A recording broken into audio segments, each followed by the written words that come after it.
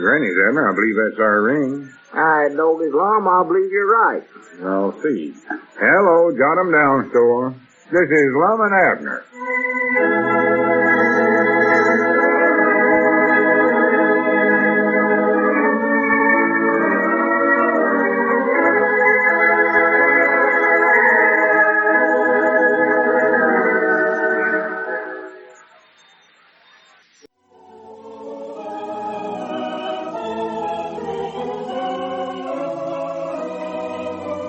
And now let's see what's going on down in Pine Ridge. Well, as we look in on the little community today, we find Grandpappy Spears in the Jot 'em Down store helping Lum and Abner mix up the famous Hempstead formula. Listen. Yeah, Doggies, I wish Cedric hadn't went over to that butcher and grocer man's picnic today. We could sure use him here to help us mix up this junk. Yeah, we're doing pretty good. Well, I don't mind working long as we're helping the farmers around here getting shut of them boll weevils. No, if we can get shut of them boll weevils, would be the finest thing at all. It'll save the whole community. That's what it'll do. Us included. Of course it will. Oh, Look what I'm giving up, though. I don't even get to make my speech over there today. No, we're getting that sack race, neither one. How many gallons of this pigeon-toed formula have we stirred up so far today? Oh, I don't know, Grandpap. Ain't got the least idea. We ain't keeping up with the order that's pouring in. I know that, though. How far behind are we on this stuff now, Lum? Well, let me check over this list here again. Oh, wait a minute. Wait just a minute. Weren't that our ring? Yeah, more than likely was. Believe it was. Phone's gonna ring itself right off on the wall before this day's over. Hello, Jot 'em Down store and boll weevil company. Oh, yeah, Earl. Earl must have stayed away from the picnic today, too. Why, we figure 4 gallons to acre, Earl. But you see, 1 gallon of the formula mixed with water will make 4 gallons of spray. So me going over and catch that greased pig you had advertised. 1 gallon of formula to 3 of water. Him and Sam Shell is going to go together. $2 a gallon. Well, 20 acres will run you right around $40. That Earl is catching, too. He bites him by the ear and holds on that way. Yeah, it comes pretty high, but it's worth it if it'll get shut of them boll weevils, and everybody says it does. All right. Well, now, it'll more than likely be tomorrow morning before we can get it over there, Earl. Never did catch a pig. He went around there for months. He couldn't understand. We're so far behind here we can't get catched up, looks like. Oh, what? Couldn't hear a word he was saying. Oh, yeah, we'll have it there just as early in the morning as we can. Finally got Kayla Weaver to make him some out of orange. All right, Earl. Much obliged. Goodbye. Put down 20 gallons for Earl Pomeroy. 20 gallons? Yeah. Doggies, we're going to be stirring this junk all night long. Yeah, we see some way we could speed up productions on it. Huh? We ought to have 10 times as much as we've got there. Well, now, Lum, I'm working just as fast as I can. Well, I don't mean that. Look there. Got blisters on my hands. What more do you want me to do? Well, I ain't kicking about your work. Just look at that blister there. Well, I guess it ain't quite a blister, but I dog as it will be before long. Well, I never meant it was your fault. It was slowing us down. No, sir, I'm working my best. Holding us back is that bottleneck at the wholesale house. Bottleneck? Yeah. You mean that old man, Frawley, that works there? No. Come to think about it, he does sort of look like he's got a bottleneck. Yeah, that's a good one. Yeah, that is. That's funny. Oh, that Lum's a wit. He gets them all. Yeah, you're right, Evan. But by a bottleneck, I just meant they was holding us back because they ain't sending some of the stuff we need for the formula fast enough. Oh. I called them again about an hour ago and they said they was doing the best they could. Well, Lum, I still don't see why you don't just get all the stuff from that drug outfit in there at the county seat. They deliver a lot faster than that wholesale place does. Yeah, but if we get all the junk for the formula at one place, they'll know the secret of how we make it. And then they can start making it themselves. Oh, doggy, that's right, ain't it? Yeah, we've got to protect ourselves on this formula some way. And that's the only way I know of doing it. Yeah, that's a good idea. You know, you fellers are just liable to get spavined-legged rich off of this thing if you ain't careful. Well, let's not be careful, then. I'd love to fall into being rich. Be a nice change, I'll tell you that. Well, you're right. Yes, sir. I'd love to be a well-to-do millionaire. I think maybe we do stand to make ourselves a nice piece of money out of this, eventually. Oh, yeah. right now, all we're interested in is saving the cotton crop around Pine Ridge here. Yeah. Doggy, Grandpap, we better get some more of this junk ready here and get it bottled up. There comes our delivery boy right now. Delivery boy? Yeah. That looks like Ben Withers out there. Yeah, that's who it is. When'd you put him on? Oh, this morning, wherever you got here. He was over here about 6 o'clock this morning wanting to do something to help out, so we just set him out to deliver. Well, what about his constable work? Well, he can do that on the side. He can deliver around here close to town if he needs a constable. Well, we don't know where he's at all the time. Whereabouts to get that team and wagon he's driving there? Oh, he borrowed him from Eli White. Oh, I didn't think it'd come from Irish liver stable. No. Never had a mule that fat in his life. No, that ain't his mule. Did you get it all delivered, Ben? I got a whole lot of new orders for you, too. Well, good. Yes. I don't know how soon we can take care of them, though. I brought back more orders than I delivered. well. Mr. Johnson wants 30 gallons. Emmett Goshen 15. Harley Schultz. Wait a minute, not so fast, Ben. Let me get this wrote down here. Well, I'll just give you this paper where I got them down. You can copy it. Yeah, that's a better idea. A handbill for the 4th of July picnic you got there, Ben. I could have sold that whole wagon load you sent me out with this morning before I was a mile away from the store. Granny's 50 gallons for Jim Weatherford. Jim Weatherford? You have been selling this stuff. Well, I'll give you a little tip on salesmanship, Lum. You put a price of $2 a gallon on the formula, didn't you? Yeah, that's right. Well, I found by cutting that to $1, you can sell twice as much for the same price. Yeah, that's cut it to $1. Right? Well, for goodness sakes, that's below cost. We can't afford to sell it for a price like that. Lose money on every gallon. Yes. What you do, Lum, is just slice that price right in half. Oh, me. I find, too, that's creating a lot of goodwill for the product. Well, I don't wonder. No. Yeah, that's fine, Ben, but when you go out next time, you keep that price up to $2. We've got to make a little off of this. Why, of course we do. Though that I know I ain't gonna stand around here stirring that stuff and get these blisters on my hands for nothing. Creating a lot of goodwill for the product. Yeah, somebody's gonna have to create a couple of goodwill baskets for me and Lum, too, if we keep on selling it for that price below cost. Look, Ben, you better call up all these people here and tell them you've made a mistake on the price. Yes, sir. Tell them it's supposed to be $2. How's that, The Lum? way you sold it, we'll be losing about 70 cents a gallon. And with the size of these orders you bring in, we'd go broke. Yes. You better get on the phone there. Yeah, get on there. Call them up right now, Ben. Call them up, you say? Yeah, here's your list. You can just follow that. All right. I think that's a good idea. Make follow-up calls on all these orders. Yeah. Let's see here. Well, looks like Mr. Johnson's the first on our list. I think his rank is, a long, short, and a long, Yeah, that's it. Long, short, and long. Abner, we're going to have some more jars to pour this pigeon-toed junk into. Oh. We've used up every spavined-legged one we got here. Yeah. Well, Doggett, I believe there's some more of them half-gallon jars back in the feed room, Grandpap. I'll get out there after a little bit and see for you. Hello, Mrs. Johnson? Well, this is Ben Withers. I'd like to speak with Mr. Johnson, if you don't mind, please. All right, he's selling that. Oh, Mrs. Johnson? What's he doing a woman's work? Well, yeah, I reckon you can just tell her, and then she can tell old man Johnson whenever he comes in. Big sissy.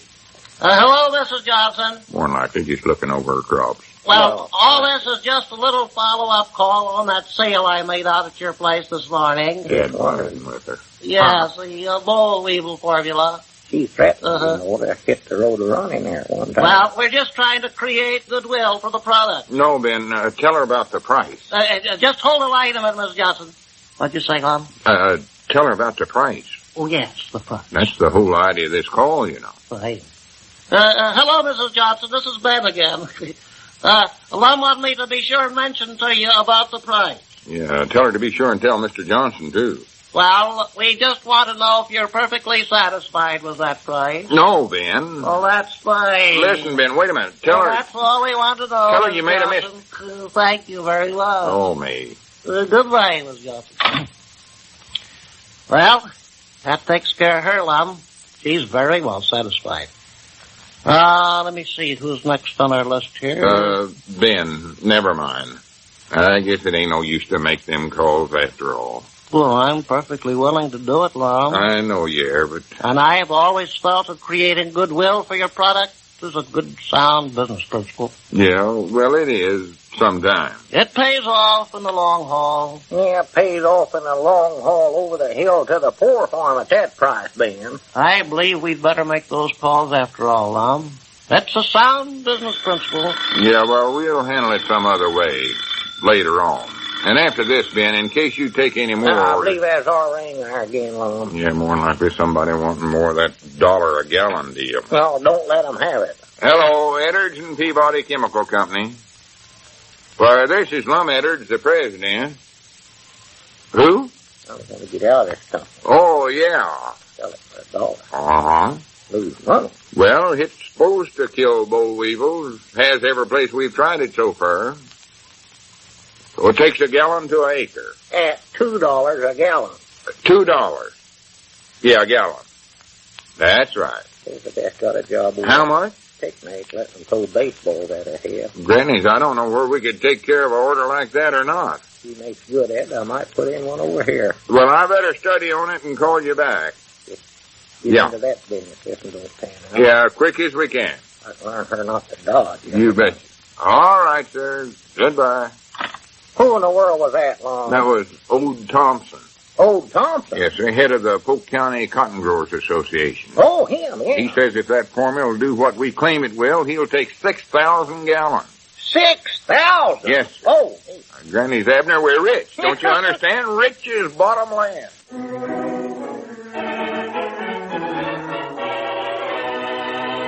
Well, it looks as though both fame and fortune are finally coming to the Edwards and Peabody Chemical Company.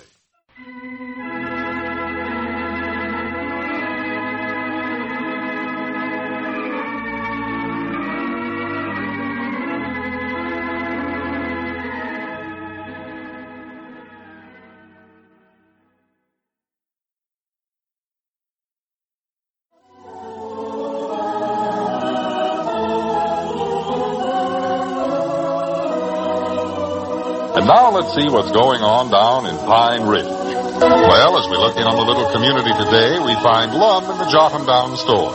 Abner is just entering from the feed room. Listen. Doggies, Lum, what are you sitting up here writing a letter for when all the rest of us is back there in our feed room working our heads off? I ain't writing no letter. You ain't sitting there trying to beat yourself playing cat again, are you? No, Well, we got a big order of that boll weevil spray to get out, Lum. I know we have, and that's why 6,000 gallons of it. I know that. Old Thompson and that Polk County cotton growers outfit ain't gonna sit around waiting for this junk while you sit there and write a letter. Oh, for pity's sakes. Who you writing to? I ain't writing to nobody. Nobody? Oh, just trying to get out of work, is that it? No, I ain't. I did more work on this than anybody else. I was down here at 4 o'clock this morning mixing formula, wasn't I? Well, yes. So don't go talking to me about trying to get out of work. All I was doing here was putting some figures down on paper to see how long it'd take us to get that order out. According to the way we're going, it'll take too long. The weevils will have the cotton all ate up by then. That's what I say, Lum. You ought to be back there helping me and Grandpap and Ben and Cedric. Well, that ain't our trouble. We've got the manpower, but we ain't got a big enough place to work in. Ain't got the equipment to turn the stuff out fast enough. Ain't got enough jars to put it in after we get it mixed up. No, I know that. Well, reckon what we ought to do about it. That's what I'm trying to figure out here. For one thing, I believe we better try to get some barrels to put it in. Barrels? Yeah, them little old jars don't hold enough to make it worth the time it takes to fill them. Well, law me, where are we going to get barrels around here, Lum? That's your job. Huh? I've just put you in charge of the barrel department. Well, just a minute now, Lum. Abner, there ain't no time to argue about it now. We've got to get out 6,000 gallons of our formula for the County Cotton Growers Association. And if we don't work fast, the whole cotton crop's going to be ruined. Yeah, well, I don't want that to happen. Now, our next problem is finding something bigger than them tubs we got to mix the junk in. You got any ideas on that? Well, let's see, ideas. We might ask Ben Withers. He's always had ideas on everything that comes up. Yeah. You want me to call him? He's right back there in the feed room. Wait a minute. I think I'm getting an idea. Oh, good. See if you can get one where you can get barrels, too, while you're getting them. You know what we might do? We might try to get hold of that old cistern of Luke Spears. Yeah, I might try that.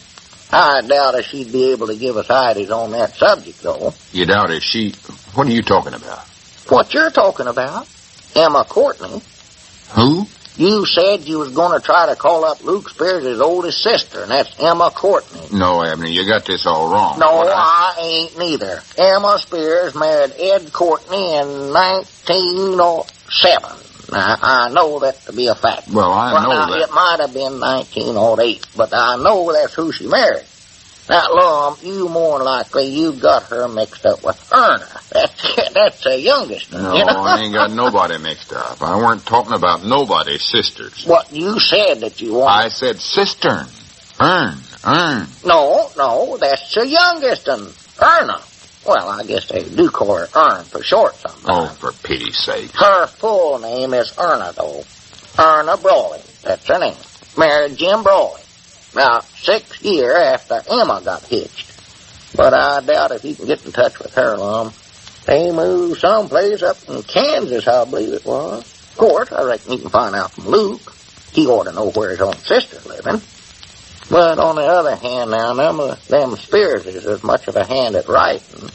And then there was that trouble twixt Luke and Jim, too. They never did get along with one another. Are you done talking now? Yeah, I guess so. Why? Well, just let me ask you one question, then. Sure, go right ahead. Sure. Do you know what a cistern is? Why, yeah. That's one of them great big tanks that holds water. Why? Well, I was just thinking it might be a good idea to get hold of a old one to mix up that formula in. Oh, yeah. Yes, sir, that's a good idea. I'll tell you right where you can get one, too, Lum. There's an old one out there in back of Luke Spears' restaurant. Well, that's the one I had in mind. Well, if I was you, Lum, I'd go right direct to Luke about it. I don't think you'd have to ask either Emma or Ern about that. I weren't aiming to. See, that belongs to Luke, Lum. They ain't got no say-so about that at all. Well, fine. I'll act on your advice, then. Yeah. Anything else you want my advice on? No, thank you. Just try to get them barrels. I'll run down to Luke's and see if I can make a deal with him for the cistern. Well, now, wait a minute, Lum. I don't know where to get no barrels. Well, that's your job figuring out where to get them. I've did everything else for you. I studied up the ID, figured out how many we'll need. According to my calculations, we'll need 200. 200? Yeah. Oh, Lord.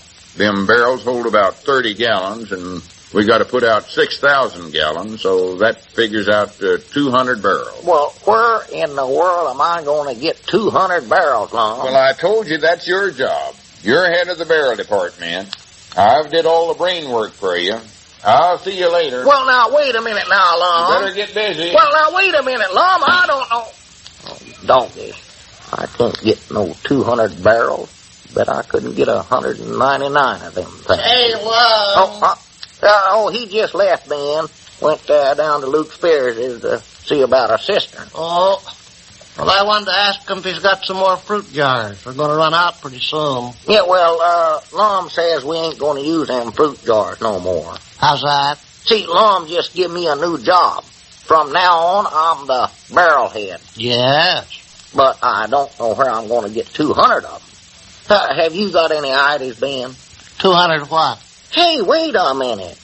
Weren't you telling me about some friend of yours that had this warehouse full of thousands of barrels? You mean Hugo Schultz? I believe it was some feller with a name like that, yes. A nice fellow, Hugo. Former Mount Ida resident. He's in the sauerkraut game. Yeah, that's the one. He started out in Mount Ida in a small way raising cabbages. Soon branched out and finally located in Fort Smith, where he is now known as the Sauerkraut King. Yeah, you told me all about that, but now what about the barrel? Yes. You reckon you could get us about 200 of them? 200? Yeah, do you know him that well? Hugo Schultz is one of my oldest friends. Well, you reckon you could write him a letter or send him a telegram or something and find out if he could, Ben? We've got to have him right away. I'll do better than that. I'll get him on the long-distance telephone. Well, I don't know. We got to have him right away, and them long-distance telephone calls of yours takes all day long. Oh, I'll cut it short. Hugo's a man who comes right to the point. He'll give me an answer right away. I'll jump right on the phone. Well, I don't know now. A letter might be quicker, Ben. I haven't talked to Hugo in, must be 6 years. Well, now, don't get up there and start talking over old times with him now, Ben. Hello, Mamie. I got a rush call for you to put through. I want you to get me the Schultz Sauerkraut Company in Fort Smith. That's right. Well, I'll just hang on here and wait. Fine. She's rushing the call right through. Good. Doggett, I hope this works out all right. Hugo and I played on the same horseshoe team one season. Hugo liked a rather heavy shoe. Well, Granny's, I had good luck, Abner. huh? Doggett, have you been clean down to Luke's and back already, Lum? Well, I didn't have to go down there. I run into him just outside here. He said we could have that old cistern for nothing. Said he'd tried to get shut of it for years. Well, good. It looks like I've run into some good luck, too, Lum. I'm on the trail of 200 barrels right now. You have? Yes. Well, Granny's good for you. Well, you're sure a fast worker, I'll say that for you. Yeah, I'm a better barrel head than I even figured I was. A natural-born barrel head, looks like. Just a minute, I think the call's coming through. What call is that? Hello? Hello? This is a call about the barrel. Hello? Who is this? He ain't calling Mount Ida again, is he? No, Fort Smith this time. Fort Smith? Yeah. Well, I'd like to speak to Mr. Hugo Schultz. Tell him it's Ben Withers calling. Who's Hugo Schultz? Well, he's a feller let's that ask you fellas be a little more quiet. This is an important call. Oh, excuse me, Yes. Dan. Hello? Is that you, Hugo? Awful catchy when he's talking. Yeah, this is Ben. Temperamental. Oh, not much. How's Mrs. Schultz? Oh, here he goes again. That's nice. What do you know, Hugo? Ask him about the barrels, Ben. How's business, Hugo? Oh, man. Fine. Tell him we want 200. Say, Hugo, I'm calling for the Jot 'em Down store here in Pine Ridge. It's run by a couple of friends of mine, and they'd like to get 200 barrels. That's right, 200. Tell him we need them as quick as we can get them, Ben. Well, they'd like them right away, Hugo. I see. Just a minute. Will early tomorrow morning be quick enough? Yeah, if they can do it. Sure. Well, he has all his own trucks. Hello, Hugo. Yes, that'll be fine. Yes, 200. Send the bill to Mr. Lum and Abner. That's right. Well, not at all, Hugo. Glad to throw a little business your way. Well, say hello to Mrs. Schultz. All right. Goodbye, Hugo. Well, there you are. You're all fixed up. Dog, did you hear that, Lum? We got him. Well, wait a minute. You forgot to find out about the price, Ben. Oh, you don't need to worry about that. Hugo's price is right. Yes, huh? He'll probably knock off a little on account of you being a friend of mine, too. Oh, that's nice. Well, I'd still like to have an idea about how much it's going to cost us. Well, I don't think that's your big worry, Lum. What I want to know is, what are you going to do with all that sauerkraut? Sauerkraut? I thought we was buying barrels. That's right, and you'll never regret it. You're getting 200 barrels of the finest sauerkraut you ever tasted.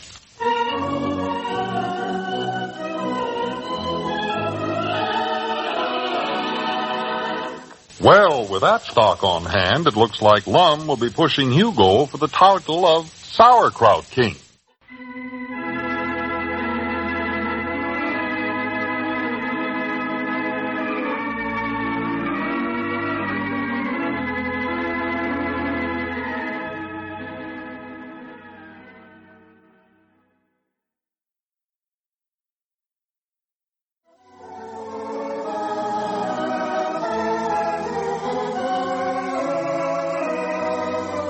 And now let's see what's going on down in Pine Ridge. Well, as we look in on the little community today, we find Abner in the Jot 'em Down store. Grandpappy Spears has just entered.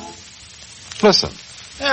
Wait just a minute now, Grandpapa. Hold up there a minute. Before you go back in the feed room and get to work, why, I want to sell you some sauerkraut. No, I better get back there, Abner. Lum told me to be here at 7 o'clock sharp, and I'm 2 minutes late already. Yeah, I know that, but this... Sauerkraut? Did you say you want to sell me some sauerkraut? Yeah. We're having sort of a big special on it today here. Oh, for the Lord me sakes. I never knowed you fellers handle sauerkraut here in the store. Well, we never did before, but we sure are handling it now. I'll make you off a good price on, say a barrel of it. Barrel? Yeah, that's just 30 gallons. Now, what in the world would I do with 30 pigeon-toed gallons of spaven-legged sauerkraut? I don't know. That's your problem. I've got 50 barrels I've got to get shut of. 50? Yep. Lum said I had to get shut of them as quick as I could, too. Now, wait just a minute here. What bow-legged idiot put a stalk of sauerkraut like that in the first place? Well, Lum claims it was my fault, but it was sort of Ben Withers' fault, too. And that Lum himself was standing right here in the store when Ben made the call. What call? That call to Hugo Schultz, the sauerkraut king. What are you talking about? See, Grandpap, Lum put me in charge of getting barrels to put the Hempstead formula in. On account of that big order we're trying to get out for the county cotton growers outfit, you know. Yeah. In other words, Lum appointed me the barrel head. Well, he made a good choice there. So, I recollected that one time Ben Withers was telling me about some friend of his that had a whole warehouse full of barrels. So I asked Ben if he could get us some. Well, where does the sauerkraut come in? Well, I'm coming to it. Just hold on. So Ben, he jumped on a long-distance telephone, called his friend, and ordered 200 barrels. 200? Yeah. That's how many Lum figured we'd need. But this feller being in the sauerkraut business, why, he figured we was ordering 200 barrels of sauerkraut instead of just 200 empty barrels. Well, law me, why didn't you just cancel the order? We tried to, law me alive. We rushed around here as fast as we could, but by the time we was able to get another long-distance call through to this feller, why, 2 truckloads was already on their way down here. Well, you didn't have to take them, did you? Well, this Hugo, he got pretty mad about it. Said he'd cancel the rest of the order, but that we'd have to pay for them first 2 truckloads whether we take them or not. So we thought we might as well just take them. So you got 50 barrels of the spaven-legged junk, huh? Yeah, 50 whole barrels. Well, I don't care for sauerkraut, personal. You don't, huh? No. Now, how about your your woman Charity? Reckon she'd like to have a barrel of it? It'd be sort of nice to have around the house to munch on. No, she ain't much of a muncher. Oh. Yes, sort of nice to have a little on hand in case company drops in, you know, serve them a little hot chocolate and sauerkraut. Nice. Well, I don't like to encourage folks to drop in, though. First thing you know, Charity's behind in her work, and that makes her fussy, and she starts jumping on me about little things, and then pretty soon we're into argument, and arguments liable to lead to out-and-out fight. The neighbors will think I'm beating up on her and rush in and get in the scuffling and break up the furniture and bust the dishes. And then Charity'd get her feelings hurt and leave, and I'd have to sell the place because I couldn't keep it up myself, and I don't know where I'd go. Just have to wander around the country and get to be a bum. More than likely fall off of a boxcar and get killed. No, barrel of sauerkraut's just too dangerous to have sitting around the house. Just soon have a keg of dynamite. Dogged, I'm glad you warned me about it, Grandpap. Warned you? Yeah, I was silly enough to think about taking a barrel of that stuff home with me. Huh. Donkey, there's the nervous one escape I ever had in a long time. Well, man's got to think about all... Oh, there comes Lum. Better get back there and get to work mixing that for me. Yeah, well, wait a minute now, Grandpap. Don't leave me here by myself. Lum's so mad at me about this sauerkraut deal, I'm scared to be with him when there ain't nobody else around now, well, I got to get to work. Come back here now, Grandpap. Well, good morning, Mr. Sauerkraut King. Now, Lum, don't start that again now. How many barrels have you sold so far this morning? Well, it's been a little slow up to now. I think it'll pick up during the day, though. Polk. You wouldn't want to buy a barrel, would you? No, I wouldn't. Turn this up all the idiotic stunt. Buying all them barrels of sauerkraut. Now, Lum, we've been over all that 100 times. I ought to make you pay for every speck of it yourself. You and Ben. Well, now, Lum. Every string of it. Lum, I told you I never had no idea. All right. No use discussing it. Done dead. All I ask you to do now is just get shut of this stuff, so as we can use the barrels to put the boll weevil spray in. I'm doing my best, Lum, my level best. Just seems like it. Nobody wants none of it. Well, you better think of a way to make them want some. And quick. Them boll weevils ain't gonna sit around and wait for you to get them barrels empty. Have you figured out any plans at all? Well, I'll put in a right smart of time thinking about it. I did have one idea. Thought was a pretty good one. I sort of thought we could take it out of the barrels and just stack it up back there in the feed room. Stack up 1,500 gallons of sauerkraut? 6,000 quarts? Is there that much? That's what it figures out to. Oh, okay, that would be quite a stack of it, wouldn't it? Yeah, quite a stack. Of course, if we just sort of kicked it around back there, scattered it, why, some of it's bound to get lost, Lum. That'll cut it down a little. Yeah, that's fine. Great. And then Great. I did have another idea, too. You know, folks always like to eat weenies with sauerkraut, so I figured we might put in a supply of weenies and give away about a quarter sauerkraut with every pound of weenies. Now, wait, just stop right there. We ain't going to put in no 6,000 pounds of wieners. I can tell you that right here and now. It would be a pretty big handle of them hot dogs, wouldn't it? Well, just an idea I sort of kicked around a little. You think the other plan's better, huh? That stacking it up? No, I don't. Now, you get busy and study up something sensible, and do it right away. Well, Lum, I'm trying my best to figure out... Mr. Lum, we need some advice. Yeah, so do I, Cedric. And what's your trouble, Cedric? Well, me and Mr. Ben and Mr. Grandpap's got that cistern all full of the formula, and now we don't know what to put it in. Well, check with Abner about that. He's the barrel head. Oh, yeah. Well, how about it, Mr. Barrelhead? What am I going to put it in? Well, The cotton growers outfit said they're sending their trucks over today to pick up another load, so we got to have something to put the junk in. You hear that, Abner? Yeah, here it is. Let's see, 50 barrels. Uh-oh. I just opened up a barrel of that sauerkraut, and you know what I think? No, what is it, Ben? Have you got an idea? Here's what I think. I think Hugo's slipping. That sauerkraut's not up to Hugo's old standard. I'm afraid he lost something when he decided to commercialize his talent. Turning the stuff out too fast, looks like. He's turning it out too fast for us, I'll tell you that, but that don't help us none. Yes, I think I'd better write Hugo a letter. But we ain't got time to stand around here discussing Hugo. Abner, you know what you've got to do. Now, get busy and do it. I'm giving you just 3 hours to get that sauerkraut out of them barrels so we can fill them up with the Hempstead formula. I figured you might have something over there at your sawmill I might could use, Walt. Well, it don't matter just so they'll hold sauerkraut. All right, goodbye. Well, yeah, Dick, them ought to work fine. I'll send Cedric over to pick them up quick as he gets back from the sawmill. Sure, much obliged to you. I don't care if that's all you can let me have, Emmett. I need all I can get. Yeah, just set them out in back of your barn there, and we'll pick them up.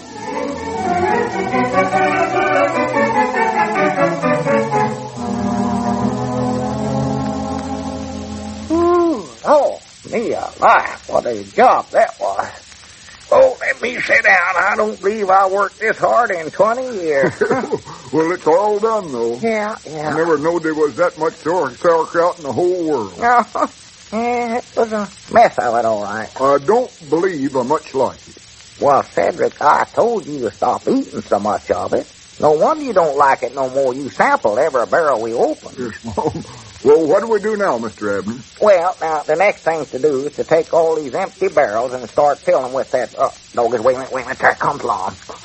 I just can't hardly wait to show him what I did here.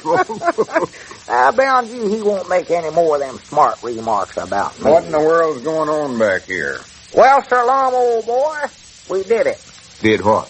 Just what you told me to do. See all them barrels there? I got every speck of sauerkraut out of every dad blame one of them. Well, good for you. Good for you, Abner. What'd you do with all of it? Well, sir, I just used this little old tiny head of mine. That's what I done. Made a few phone calls, rounded up all the barrels in this town.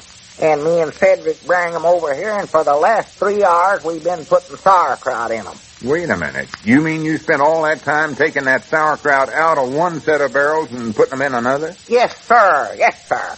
I guess now you can see you pinted the right man for Barrelhead. Yeah, Grannies, I sure did. Barrelhead Peabody.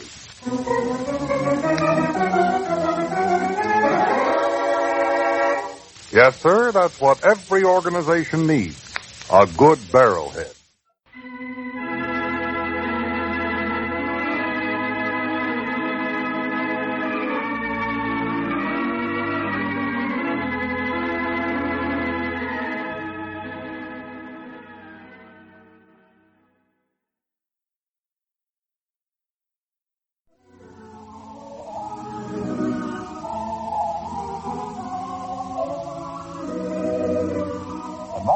What's going on down in Pine Ridge? Yes, ma'am. Well, is that all now, Miss Seastrong? Uh-huh. Yes, ma'am. Well, Miss Seastrong, I told you I'm sorry. We're just out of a lot of stuff right now. Well, we've been paying all our attention, to our boll weevil formula, and we just let our stock of groceries run down. Well, I know we ought not to, Miss Seastrong. I'm sorry. Well, Miss Seastrong, doggies can't get a word in that word. Uh-huh. Well, morning, Abner. Morning, Squire. Never seen just a minute. Yes, Miss Seastrong. Be with you in a minute, Squire. Yes, Mom. All right. I'll tell Lum to get some more groceries in here. Yes, Mom. I'll send what little we got over to you. All right. Goodbye. Doggy, such a woman. Yes, Miss Seastrong, she carries one quite a lot, Abner. Yeah, Doggy, what else can happen? Or what in the world's the matter with you, Abner? Looked like you just heard Judgment Day was coming. Well, I ain't exactly that, Squire, but I was hearing might nigh everything else. Why, I thought you fellers would just be happy as you could be after the money that you made on the boll weevil formula, the way you've been selling it around here. Yeah, well, we've been selling quite a lot of it, Squire, but we ain't made no money. Well, I don't know how you could keep from it. Well, Lum figured it up, and after we paid the fellers, for bottling the stuff and what it cost us to make it, and, well, and of course there's that sauerkraut. What's that, Abner? The sauerkraut. We bought all that sauerkraut from Hugo Schultz up there at Fort Smith. Well, we aimed to buy some empty barrels, and Ben Withers got all mixed up on it, and the first thing we knowed, why, we had all them barrels that he ordered. They're supposed to be empty. They come through, and he'd bought them full of sauerkraut. Yes, I heard about that, Abner. In fact, I noticed those trucks backed up here unloading that. How many barrels of sauerkraut you fellas get anyway? 200. 200? For their goodness sakes alive. Yes, Ben called, and he was going to order 200 empty barrels, and wound up that is 200 barrels of sauerkraut. So, doggies, now Hugo Schultz has said that if we don't raise $600 by tomorrow morning, he's going to throw us in jail for not paying. Going to throw you in jail? Yeah, we owed him $900, and he said he'd carry us for $300, but he had to have $600 by tomorrow morning. He's going to slap a lawsuit on us. For their goodness sakes alive. How in the world are you fellas going to raise that kind of money, Abner? Well, we don't have to raise a full 600, Squire. See, when we got done with our boll weevil formula, why, we had made $485 on it. Well, you're going to keep on making it, aren't you? No, Squire, we ain't got the formula no more. What's that? Well, see, some outfit in Little Rock called up and said they was interested in buying the boll weevil formula from us. Well, good, I'm glad to hear it. And then a feller, what was Baxter, I believe his name was, he come in the store and told us that he was from this outfit in Little Rock, and they wanted to take the formula over there and and to analyze it or something like, or analyze it. Yeah, that's it, something like that. And so we give it to him. And then we got a wire from him, one of them telegrams, saying that their man was going to be here to see us today. Going to be here today? I thought you said he'd already been here. Yeah, but this was the wrong feller, Squire. Lum called him up and said their man, Mr. Baxter, had already been here, and they said they never had no Mr. Baxter working for them. Well, for goodness sake, well, who was this fellow Baxter then? Where'd he come from? Well, only way we can figure it out, Squire, he just heard about the farmland.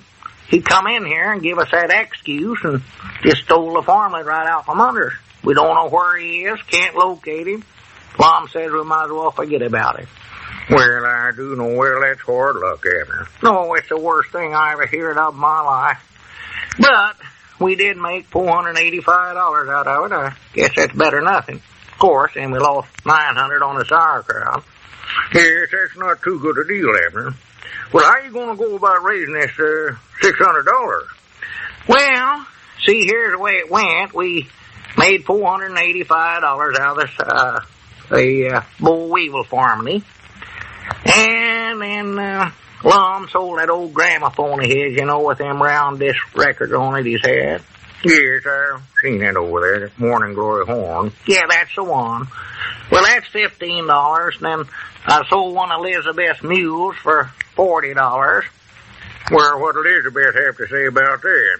Well, of course, she weren't too happy. She thinks we're on all them mules. I told her I'd buy it back for her. As soon as we raised the money, she would just have to plow one mule this year, that's all. And so then Lum, that old Lazy Susan dining room table he had over there, that old pine table. Oh, yes, I know that well. Well, he sold that to some woman come through here, said she was a antiques dealer or something. And that was the one, Lum's grandmama bought from back in Kentucky when they first come to this part of the country. Yes, beautiful table. Well, she asked Lum what he'd take for it, and he said $30. Doggy, she give him that $30 for you could say Jack Robertson. I wouldn't have given him $8 for it. Well, that's a beautiful table. Oh, yeah, but Squire, I wouldn't have had it. But anyway, then betwixt me and Lum, what cash we had, and then the money that Elizabeth always keeps a little hid in the sugar bowl, I sort of borrowed that from her, unbeknownst to her. And that come to $8. Anyway, the way Lum's got it figured out, why, if we can raise $23 some way this afternoon, why, we can raise the $600 by tomorrow morning. If not, Squire, we're going to jail, show the world. Well, how do you expect to raise the $23, Abner? I don't know. Lum's out trying to collect or raise it somewhere or another now. I don't know how in the world he's going to go about doing it, though. Tell you, when you try to raise money in this town, you just like barking up the wrong tree, that's all. Yeah, things is kind of tight, or I believe that's your ring there, Abner. Oh, yeah, I get it. Excuse me, Squire. Hello, jot 'em down, store. Abner Peabody doing the talking. Huh? Oh, howdy, Lum. I never knowed who you was at first. Huh? You done what? Well, good for you. Cedric had $23 in hard money on him. Well, how in the world did you get away from him? You did, huh? You done what? Made him a vice president. Yeah, thought that's what I was. Oh, have two of them, huh? Well, I don't care what you done as long as we got the $23. That's the main thing. Well, I'm sure tickled to hear that. At least we won't have to go to jail. Yeah. All right, Lum. Get on over here as quick as you can. Yeah, good for you. Goodbye. Hey, doggies, what do you think about that, Squire? What's that, Abner? I heard something about $23. That's the only thing I could hear. Well, Lum got the $23 from Cedric Weehunt. $23 from Cedric?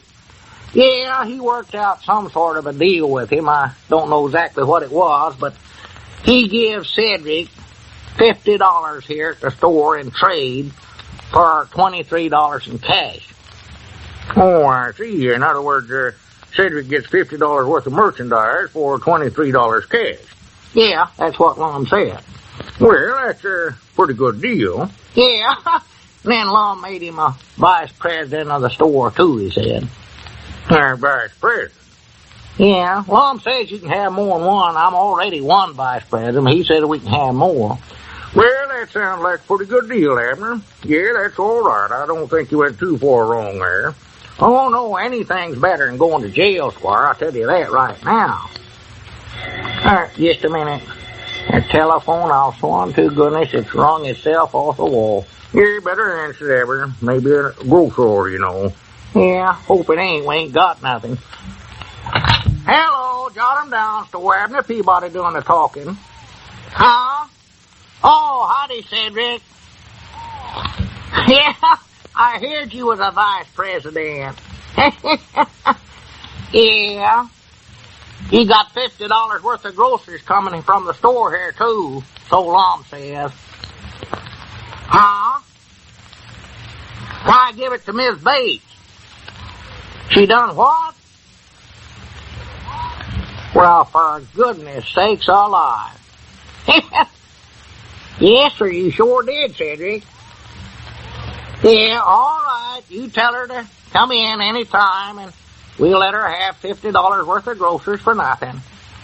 All right, Cedric, Vice President. Goodbye. Doggies, that Cedric's a businessman, you know. What's that, Abner? Well, sir, he give Lum $23 for $50 worth of groceries here, and then he went over to the boarding house there and sold Miss Bates a $50 worth of groceries for $35 cash. Well, I do know what, sir. That's a good business deal. Yeah, made $12 there before you can know it hardly. Hi, Doggy, you know something, Squire?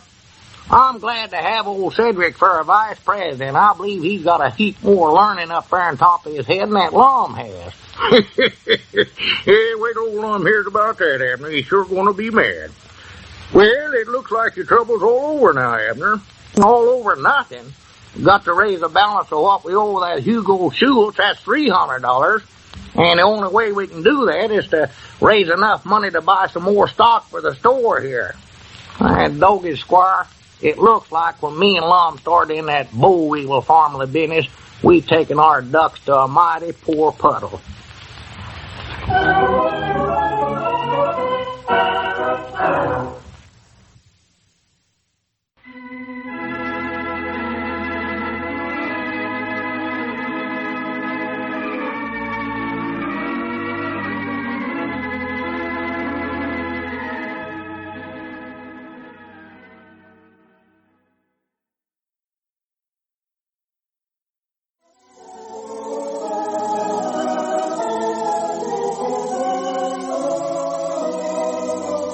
And now let's see what's going on down in Pine Ridge. Well, as we look in on the little community today, we find the old fellows in their jot-em-down store. Lum is talking on the telephone. Listen. Well, that's all right, Grandpap. We wasn't going to need you this morning no way. Well, we got that order out to the County Cotton Growers Association last Saturday, and we ain't had another order since then. Well, yes, I guess that is the reason. Yeah, I guess we just got shut of every boll weevil there are in the county. Yeah, I'll let you know if we'll be needing you again, Grandpap. All right. Goodbye.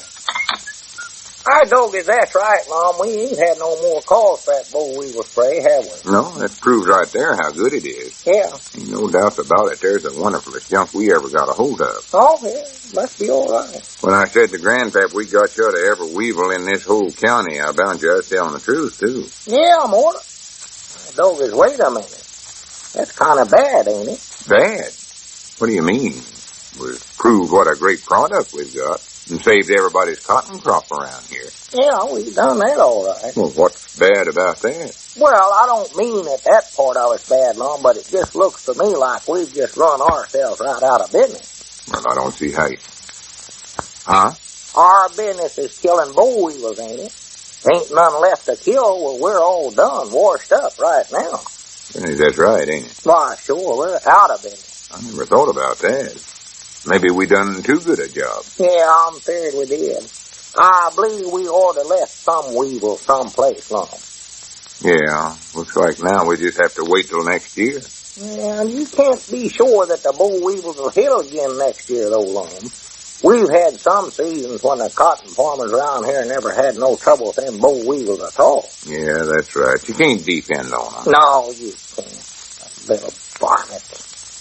Wish we'd have picked out something else to kill. Something you could put more dependence in. You know, I just never thought about this angle of the business before. I can tell you another thing, too.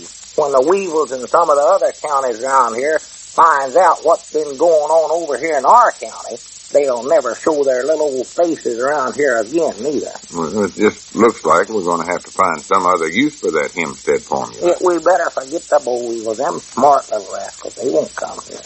Of course, now, I'll tell you what we could do now, Mom. Yeah. I believe I've got a pretty good idea. We might round up a batch of out-of-county weevils that don't know nothing about this and slip them over the line at night so they wouldn't know where they's at. Fool them. Yeah. Wait a minute, though. No, we couldn't do that. Why not? It'd be easy. Send Cedric out some night with a flashlight and a tow sack. Well, in the Charles County. first place, that'd be a fine profession for some growed men shanghaiing boll weevils. And in the second place, the whole idea was to get shut of them little pests. Now you want to start them up again. Lum, I was just thinking about the business. That's all I've done. Well, if it comes down to that, we just got to forget about the business. Well, I thought you said we was going to get rich off of this. I did think so, but now I see we got to look on this as a sort of a public service. Public service? Yeah. We've helped save a lot of farmers around here from ruination, and that ought to be rewarding us for it. Yeah.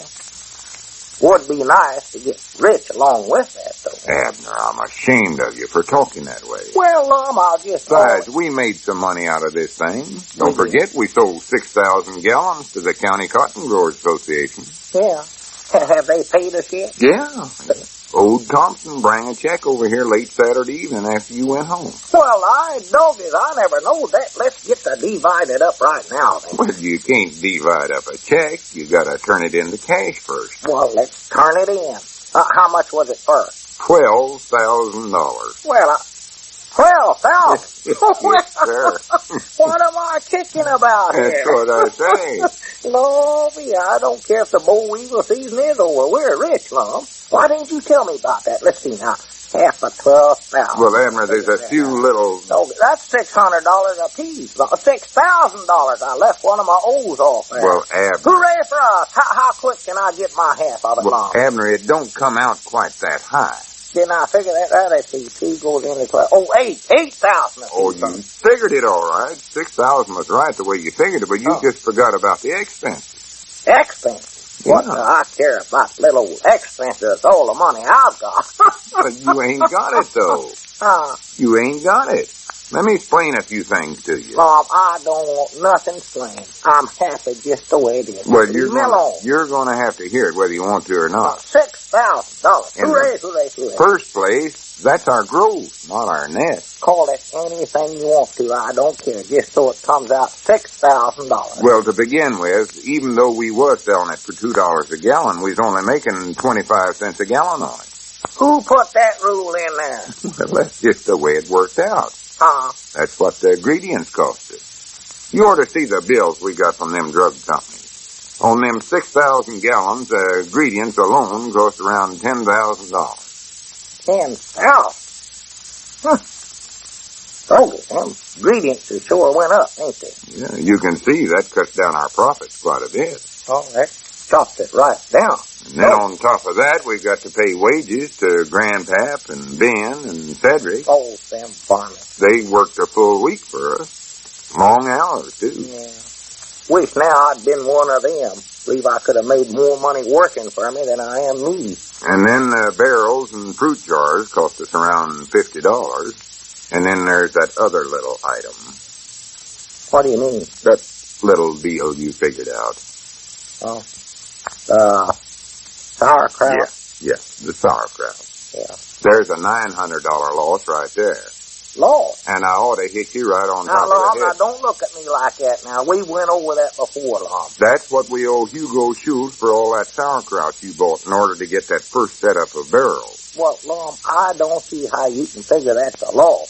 We still got the sauerkraut, ain't we? Yeah, and from the looks of it, we're going to have it all the rest of our lives, too. Well, I don't know. Ben Withers bought a barrel of it to take down to the jailhouse to serve to the prisoners. That just leaves 49 barrels left. Yeah, but he bring it back because he claimed it weren't up to Hugo's old standards. Oh, yeah, that's right. I forgot about 50 barrels left. Anyway, when you make all them deducts I've been telling you about, our total profit comes out $485.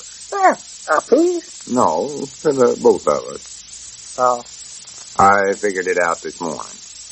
you sure you never made no mistakes? I double-checked it and redouble-checked it. Well, he's awful rich for a few minutes there. Leastways, I got that to look back on my old age. I had her one time, boy.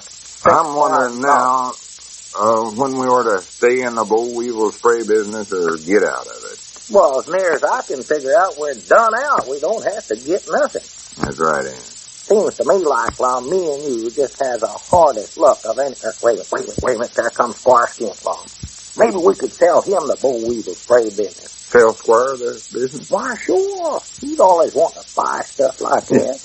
Don't you recollect how anxious he was to get a hold of that Hempstead farmland when we first found it? That's right, Ann. Why, sure. Of course, I doubt he'd be interested in it now, especially long as the boll weevil season's over. Well, we don't have to tell him that, do we? Oh, we'd have to be fair about it, Why? I think. But he'd figure that out for himself anyway. Well, let's talk to him about it. It won't hurt to try. No. He might buy it. No. Better let me handle it, though. Yeah. This would be a pretty good time to sell, all right, I'll say that. Yes, it's the time. Mine.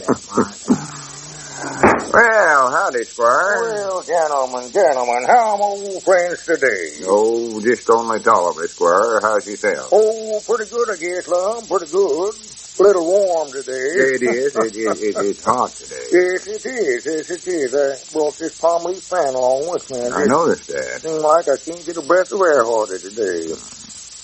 I'm glad you dropped in just now, Squire. There's a little matter I might want to talk over with you. Yes, well, Lum, I'm in kind of a hurry right now. If you could drop over the office a little later on today, there's a breeze coming through there. Not too important. Reckon it can wait. Yes, what was it, Lum? By the way, here's your mail, too. Just over the post office, and Dick Huddleston asked me to bring it over to you. Oh, much obliged. Here, Abner, you take it. Yeah. Just there's a letter from little Pearl in there. We had a hearing from her in a couple of weeks. Elizabeth, word to death. Didn't really have a whole lot in mind, Squire. I thought if you had a couple of minutes sometime... Well, Lum, I've got a client waiting for me over at the office, but what do you have in mind? Go ahead. Well, I was just thinking that it's getting into the fall. Man usually gets ideas about settling down to make himself some money. And... Uh-oh, there's another bill from Hugo Schultz, Lum. He wants his money for that sauerkraut. Abner, will you stop interrupting me? Lum, if you've got something to say, I wish you'd come to the point. I'm a busy man. Yeah, well, what I had in mind, Squire, was, well, I know that you're a man that's always looking for good business opportunities. A fellow that likes to branch out, so... I thought maybe you might be interested Well, in for the land's sake. Abner, I told you to hush up. What do you know about this, Lum? Here's some big chemicals company in Little Rock that's interested in buying the formula for boll weevil spray. Huh? Wait a minute, let me see that. Said they heard about it through the Polk County Cotton Growers Association. Well, let me see the letter. Yeah, here. Said they send a fella out here to see if he ought to be here in a day or two. Well, Lum, what was you want to talk to me about? I can't stand around here while you read your mail. Oh, well, it weren't nothing important at all, Squire. Just forget it. Forget it. Well, that's a fine way to do business. Keep me standing around here for nothing. Make me stand around here and lose some valuable time. Good day, gentlemen. So long, Squire. But I believe you hurt his feelings, Lum. What else could I do? There's the nearest one escape we ever had. If you'd have read that letter just 2 minutes later, he'd have walked out of here with a fortune.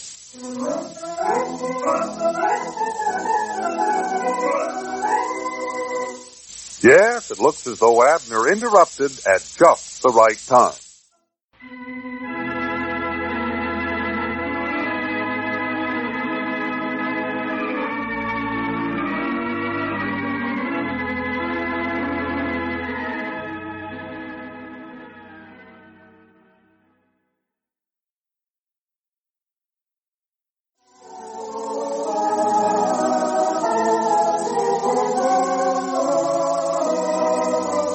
And now let's see what's going on down in Pine Ridge. Well, as we look in on the little community today, we find Lum and the Jotham Down store talking to Abner.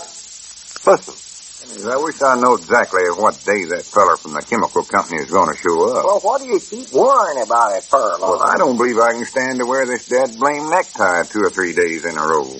Choke myself to death. Well, why do you have to wear the necktie? 'Cause I want to make a good impression on him. Natural. Oh. Don't want him to think he's dealing with no little old 2-bit businessman. No. Let him find that out for himself. Yeah, what'd that letter say? He was going to show up in a day or 2? Yeah, something like that. You got the letter, I ain't got it. Yeah, I think that's what it said. Our representative will be in your city within the next 2 days.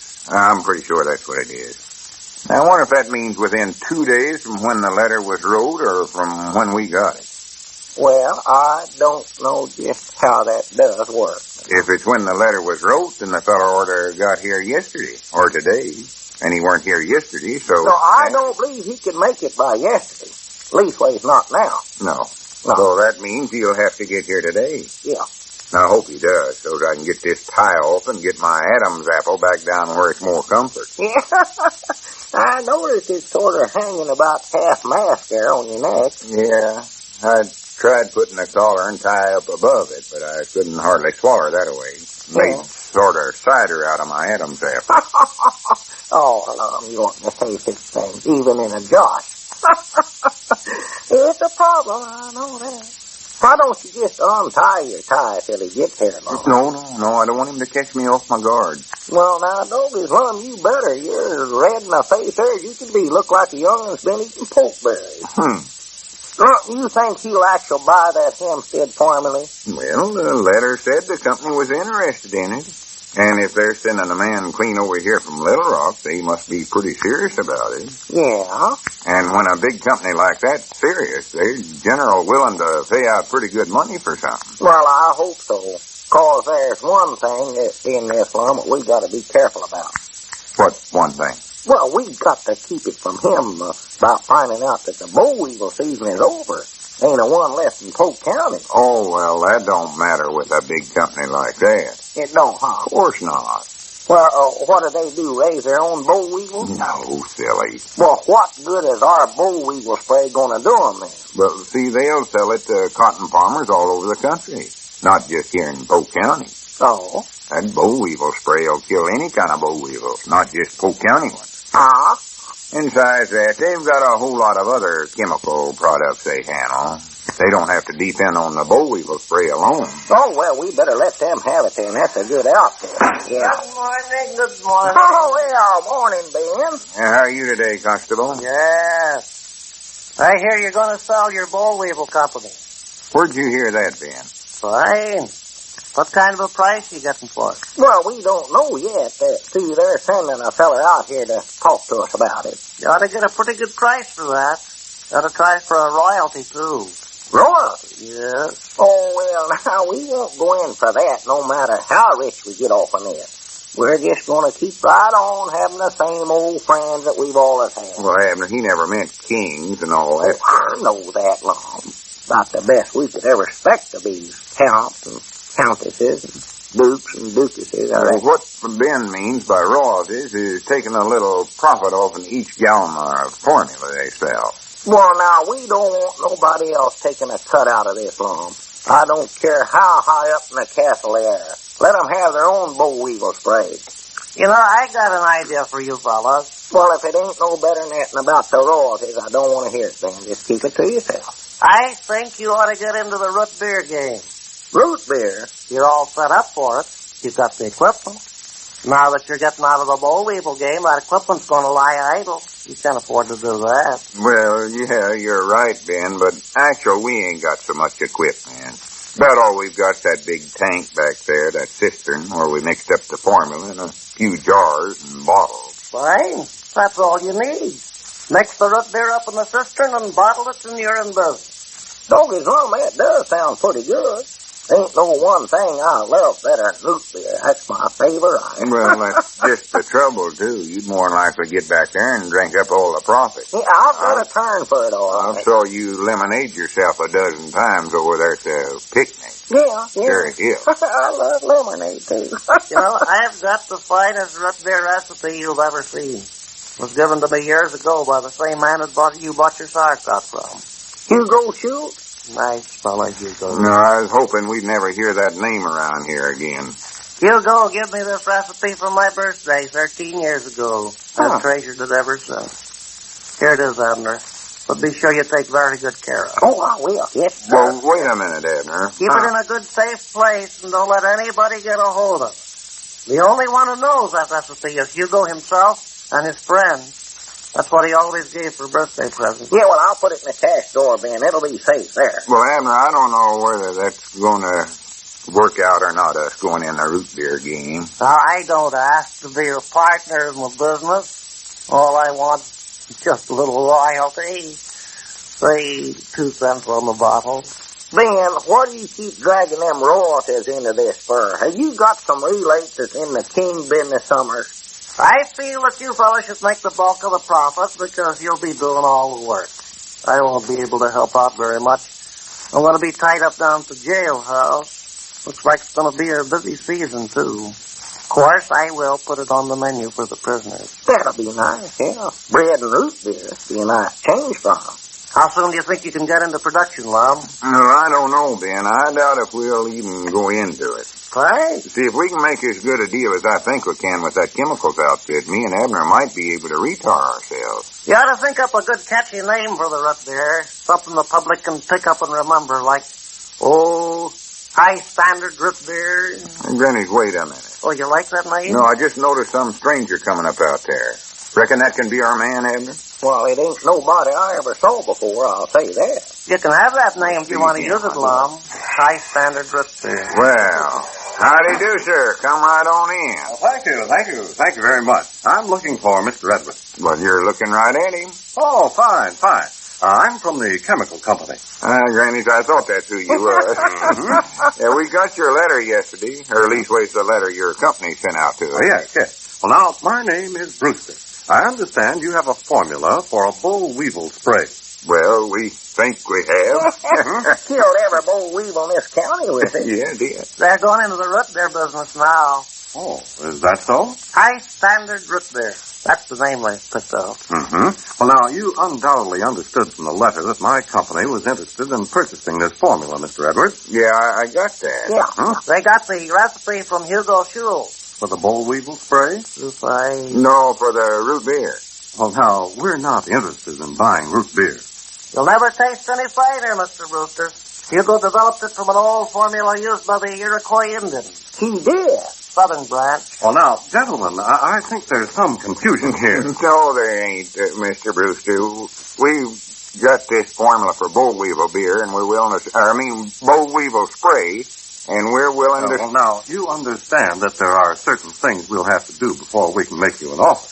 For one thing, we'll have to submit your formula to a series of laboratory tests. Oh, natural. I can tell you right now, though, that it'll do the job. Yes? Well, fine.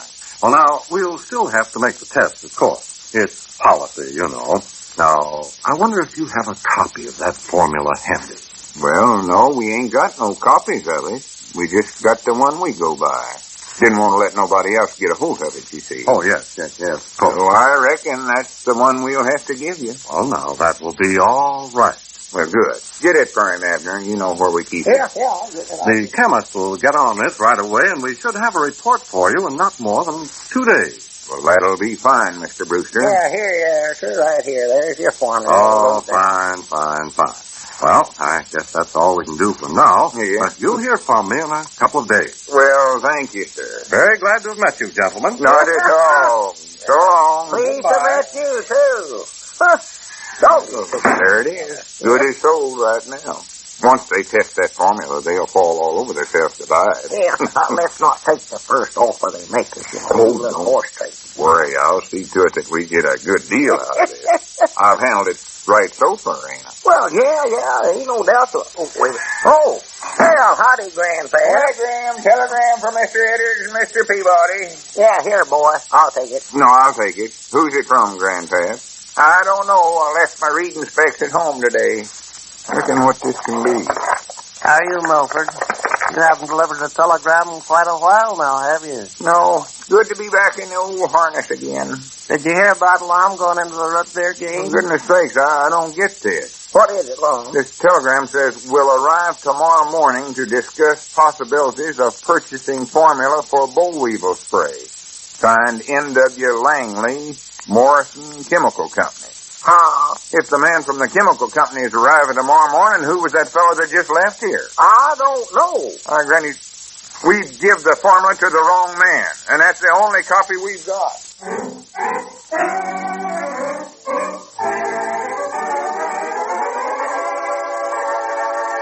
And right when the old fellows were on the verge of riches, too.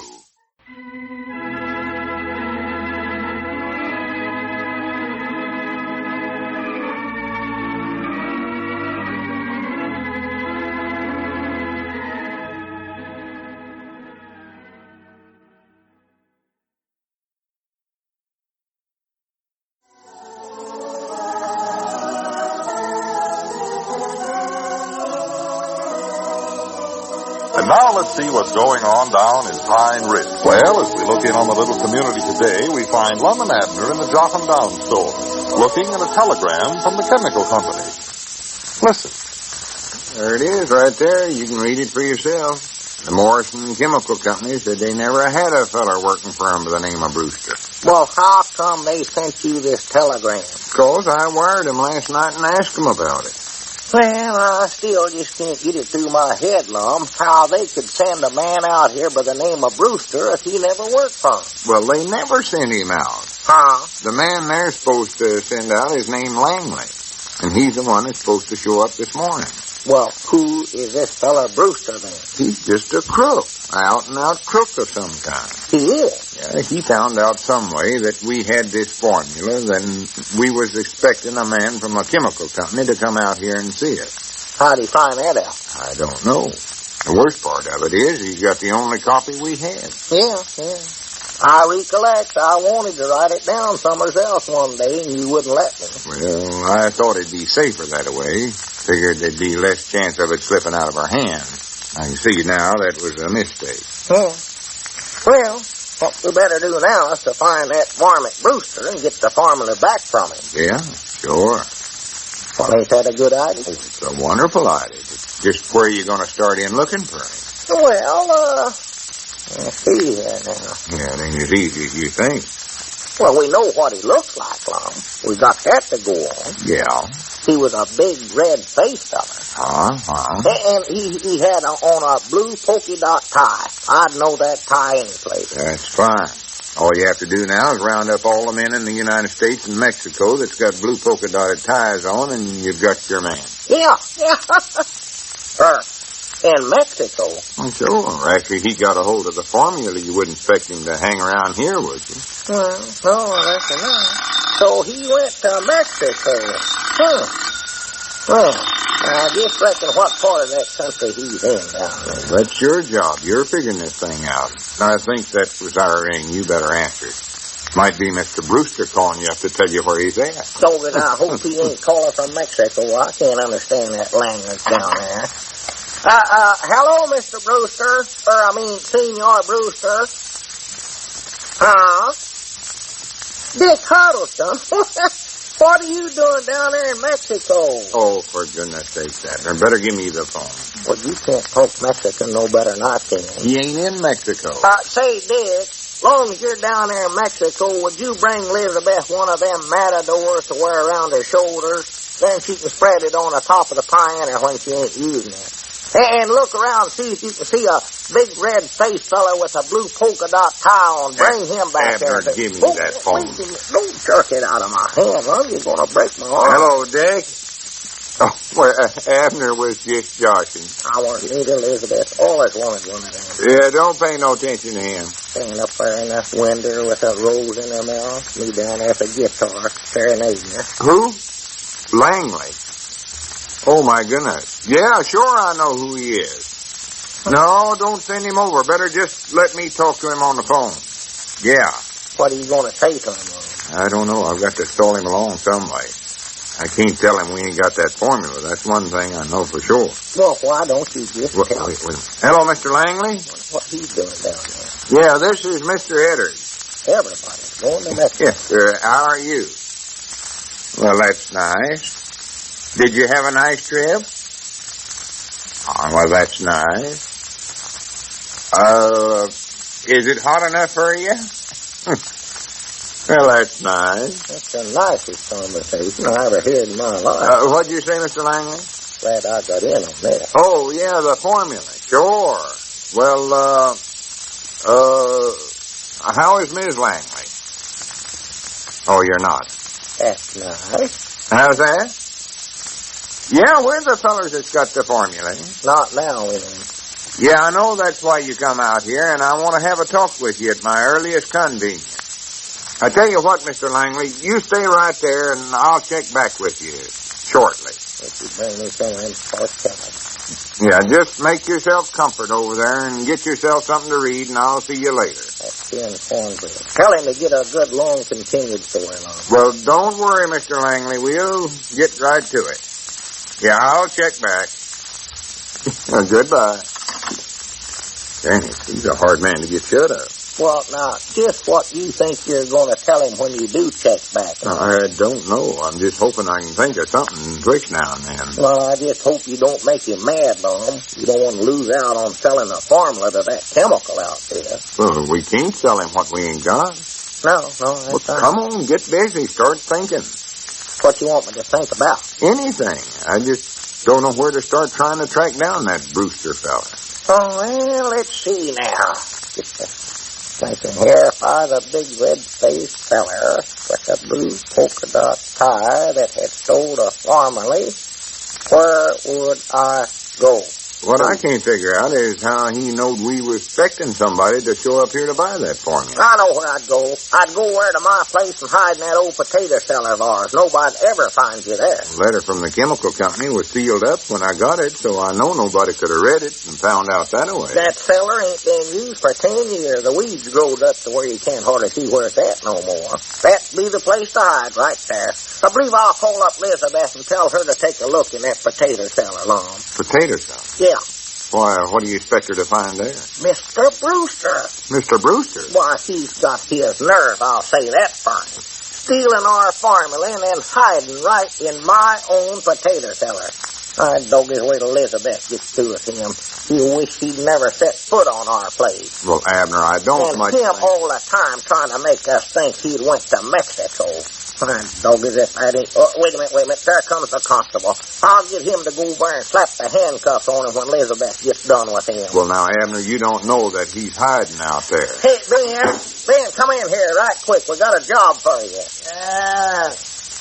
Is it hot enough for you, Lum? Well, to be honest, things are a little too hot for me right now, Ben. Right. Listen, Ben. Did you hear about Miss Emmeline, Lum? No, what about her? She's not coming back to teach the scholars this year. She ain't? Where'd you hear that? I was just talking to Ezra Seastrunk. She's president of the school board, you know. Well, Granny's, why ain't she coming back? Yeah. Well, it's the same old story. Schools all over the country are running into the same situation. What do you mean? Why, low pay, unfavorable working conditions. The whole thing is, people of this country just don't take enough interest in our educational system. Amen. Granny's, I kept telling the school board last year that this was going to happen. I said we was going to have to start paying her some decent wages and get some better equipment for them to work with. But I don't know. Nobody seemed to think it was very important. Well, I know somebody else is going to be disappointed about this. Sister Simpson, old Maud Toots. Now they won't have nobody to gossip about all the time. Yeah, there's another thing. For some reason, folks always think a schoolmarm ain't supposed to have no private life. Them old busybodies always watching this Emmeline like a hawk. Knowed every little thing she done. Is always criticizing her. Yes. Granny's a teacher's a human being like anybody else and ought to be treated like one. Yes, sir. The whole thing is, people just don't take enough interest in our educational system. I told Ezra I'd go around and personally contact all the members of the school board, see if something couldn't be did about this. Well, Granny, something's got to be did. I stopped in at Squire Skimp's office this morning. He's on the school board, you know. Well, what'd he say? I didn't get to talk to him. He was busy. Had some big red-faced fella in his office. Big red face fella. Yes, seems rather pleasant. I know his lump. That's him. That's Brewster. Well, what's he doing in Squire's office? He must have sneaked out of the potato cellar. Wait a minute. Wait a minuet. All right, Grannies, I think I'm beginning to put two and two together now. This whole thing was Squire's doing. Squire Skim? Don't you recollect? He was in here the day we got the letter from the chemical company. Fact is, he brung it over. I don't if that's right. He stood right here while I was reading that. Sure, and he taken it all in, too. Why, that snake in the weeds. All right, Grannies, leastways we know where to start looking for our formula now. That's low down, ornery farming. Ben, how long ago was it that you seen this feller over there? How's that? You said you was over at Squire's office a while ago. Yes, I was, but I didn't get to talk to him because he had somebody with him. Yeah, how long ago was that? Oh, must have been an hour, maybe a little less. Yeah, might still be there. Abner, you get on the phone there and call over to Dick's store and tell that Mr. Langley I'll see him in about a half hour. Yeah, Hurry up. Yeah, I'll get it. And Ben, long as you're the law around here, you better come with me. Yeah? I think I'm going to have a little job for you down at Squire's office. Good, we can ask him about the school board business, too. Hello? Dick? Say, can I speak to that Mr. Langley that's over at your place? Come on, Ben. He ain't. Where'd he go? Is he gone, Abner? Well, I'll be dad blamed. What is it, Abner? Where'd he go? Why, Squire Skimp called him up and said he had that formula for sale, and he's went over to Squire's office.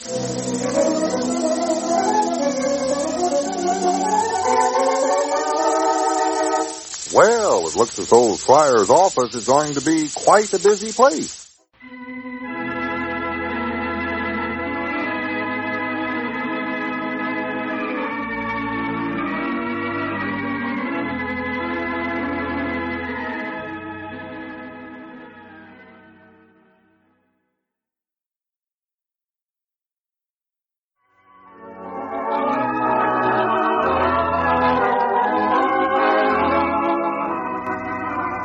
Now let's see what's going on down in Pine Ridge. Yesterday it looked as though Abner was going to have quite a bit of trouble proving he was a married man, which is one of the provisions in the will of the late Mr. Donnelly. Well, as we look in on the little community today, we find Lum in the Jotham Down store. Abner is just entering. Listen. Come in. Oh, Abner, it's you. Granny's am I glad you finally got here. Yeah, howdy, Long. Well, hurry up and tell me, how'd you make out with Elizabeth? You get things patched up? Well, I finally talked to him to not separate me. Good. Decided to forgive me for whatever it was she got so riled up about. Doggers has that woman got a temper. Well, I'm glad you got it all straightened out. But did you find the marriage license? No, sir, we looked high and low, and it just ain't there. Oh, me, that's a fine howdy-do. Lose your marriage license. Well, I know we had one, had it framed, hung there in our setting room for years. Yeah, I know, I saw it. Right under Grandpa's picture there. It must be over there somewhere. Well, if it is, I don't know where it's at. That house looks like a cyclone's hit it, where we tore things up looking for it. Well, who taking it down off the wall? Oh, Elizabeth, 2 or 3 years ago, got that cleaning and taking it down, put it away, she says. Got tired of looking at it, I reckon. You don't reckon she throwed it away, do you? No, she says she recollects hiding it somewhere. She can't think where, though. She's worse than a pet coon about hiding stuff, and then never can recollect where she puts it. Well, it's just worth $100,000 to you, so you can't inherit that money unless you can prove you're married. Well, can't we just go ahead and send that slip in anyway? Well, you can send it in, but it's got to be swore to before a notary publics. Well, you're the notary publics. You know I'm married. Don't see why you can't just go ahead and put your seal on it. I know you're married, Abner, but I daresn't take them chances. See, when I put my notary public seals on there, I've got to have proof of what I'm swearing to. Well, you said just a while ago that you saw the license yourself. I have, but I can't sign this without having the license right here in front of me. Oh, scared. Supposing they'd come down here to investigate it. Come in here and say, Mr. Edwards, what proof have you got that Mr. Peabody's married? What would I say? Well, you could tell them about my daughter, little Pearl. Yeah, but she ain't here. She's clean up in Buffalo, New York. Yeah, that's right, ain't it? Yeah, you got to have something tangible. Well, let's get one. How much do they cost? Abner, tangible just means something definite, concrete. I don't care what they're made out of. I just want to know how much they cost, see if I can afford it. Well, here, what am I worrying about the money for? I'm going to get $100,000. Go ahead and order one, Lum. Get one for yourself, too. Abner, I ain't got time to explain to you what tangible is, but the whole thing boils down to the fact that you've got to have that license. Or I'd have to have it before I could notary public anything. Well, couldn't you just say that you saw the license personal? You know you have. Yeah, but what if they'd say they wanted to see it? Then what? I don't know. What? Well, I'd have to tell them it's lost, and then they might get me for perjury and obtaining money under false pretenses and using the mail to defraud. Well, they'd have me in the penitentiary so quick it'd make your head swim. Would, make my head swim. It would, huh? Sure. Well, with all the money I'm going to get, Lum, I could spring you. No, you couldn't. This notary publican is serious business, Abner. See, you're messing with the U.S. of A. giverman, I think.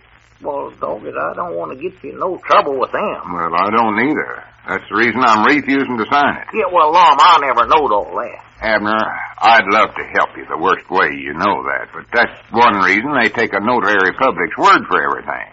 They know he always tells the truth. He's got to. Swears to do it when he takes the office. He does, huh? Oh, yeah. Us notaries is all working for the same great cause, honesty and truth and all that junk. Uh-huh. Anywhere you find a notary public, you'll find an honest, upright citizen. You will, huh? Yeah. When I meet a stranger and he shows me his notary public seal, I know right then he's all right. At least 100%. Is that what you fellers do when you meet, show one another your seal? Well, sure. Just like a lodge. Elks, for instance, always show one another their teeth. Their teeth? Yeah. Carry them around on their watch fob. Well, for the land's sake, I always thought an elk was something like a deer. Well, they are. Well, deers don't carry watches long. Deers don't, but elks does. Elks is human. You mean people? Well, sure. It's a lodge. You've heard of the Elks Lodge, undoubtedly. Well, yeah, but I never seen one of them. Now, that drummer that calls on us out here, he's a elk. He is. Well, he looks just like anybody else, don't he? Well, of course he does. How do you know he's an elk? Of course, I seen his tooth on his watch fob. Do they all wear their teeth on their watch fob? Well, they're supposed to. Or wait, not their teeth. They wear a elk's tooth. Huh? They wear a elk's tooth just like notary publics has got seals. Oh, well, wait a minute then. I believe I've got an idea. Maybe I can get him to sign this thing. Who? That drummer. Well, he ain't no notary publics. Ain't even got a seal. Well, couldn't you use that tooth? Oh, for goodness sakes, no.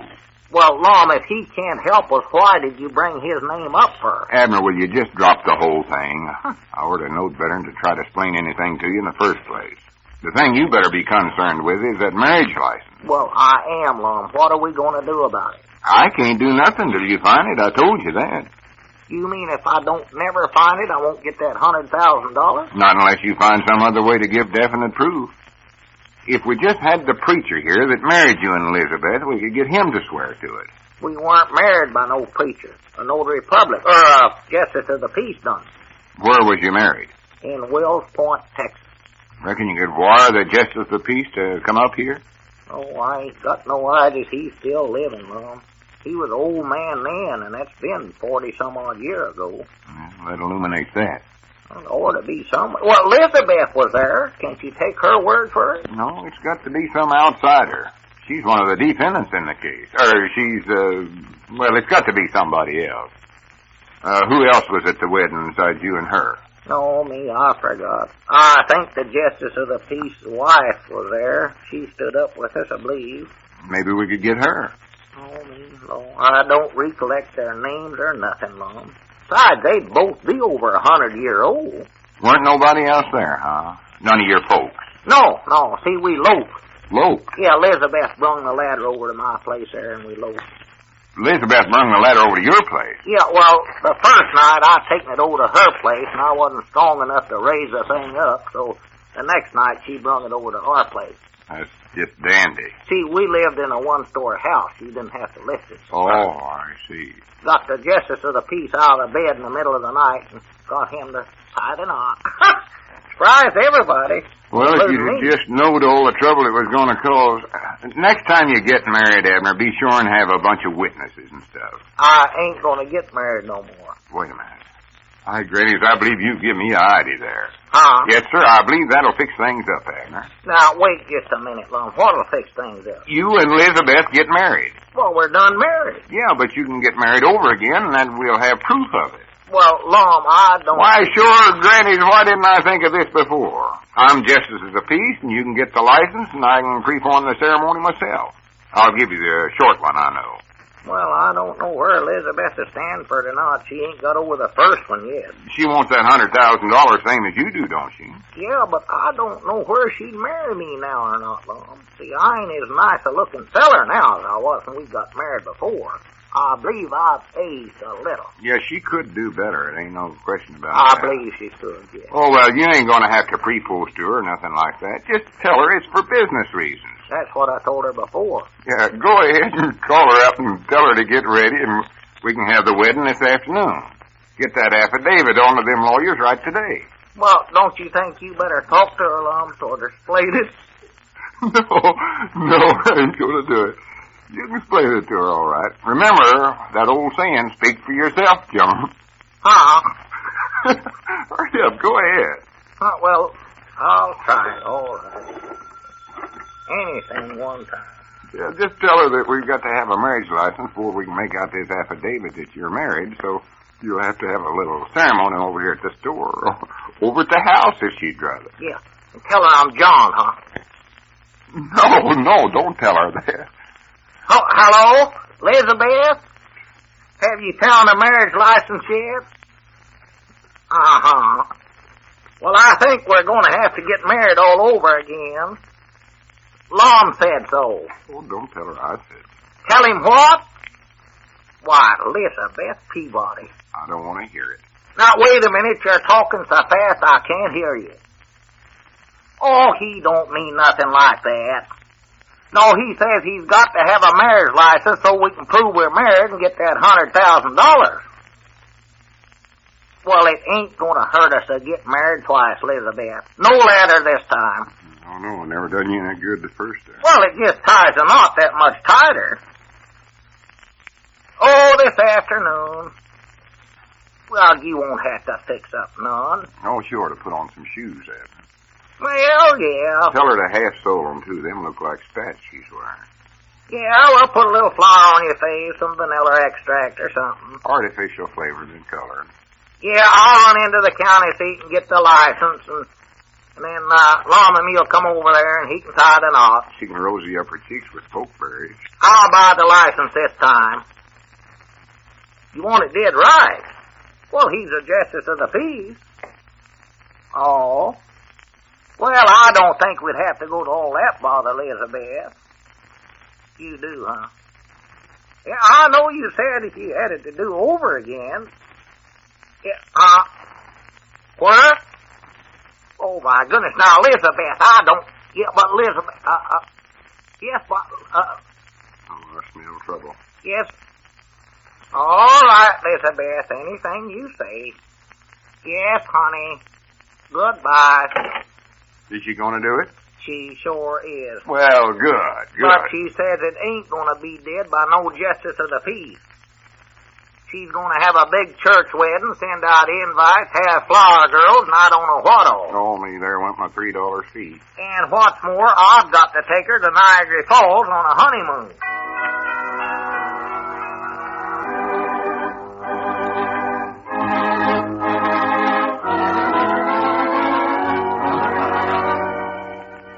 Well, what does Lum think of his simple little plan now? Will Abner have to spend all his fortune before he ever gets it?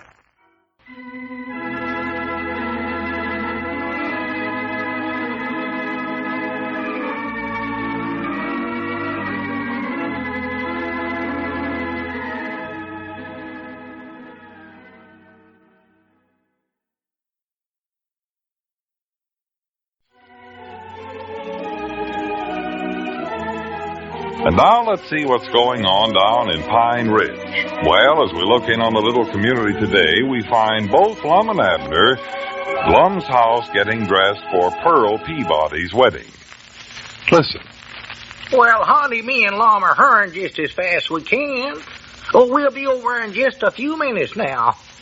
Yeah, I know what time it's getting to be, but Elizabeth, all I got left to do is just put on my necktie. Yeah, well, we'll hurry. All right, honey. Goodbye. Doggos, I never will get finished if she keeps calling me up that way. Well, you know how women folks is at a time like this. They just go all to pieces. Yeah, I know. Elizabeth's just coming all unstrung already. I just hate to think what it'll be like when we actually get into the wedding. No telling. Try to make the wedding ceremony short today, Lum, if we will. Don't drag it out like you generally do now. No, don't worry about me. I'll handle that part of it all right. And don't make no long speech before ever you get into it, Lum. If you do, we're liable to wind up having a flood over there in the yard. Flood? Why, sure. Elizabeth will get to blubbering, and Irvin's mama will get to blubbering, too, and all them other women folks. It'll look like we're having a lake wedding instead of a garden wedding. Yeah, I know just what you're talking about. Women folks are just too emotional, high-strung for any good use. Get nervous over the least little thing. Oh, you just ought to see Elizabeth, Lum. She's just nervouser than a frog sitting on a hot stove right now. When I was over there a little bit ago helping them move the organ out in the yard there, Elizabeth hardly knowed what she was doing. I don't doubt it at all. Say, Lum, would you help me tie this necktie? I just can't seem to get it somewhere. Yeah, all right. Turn around here.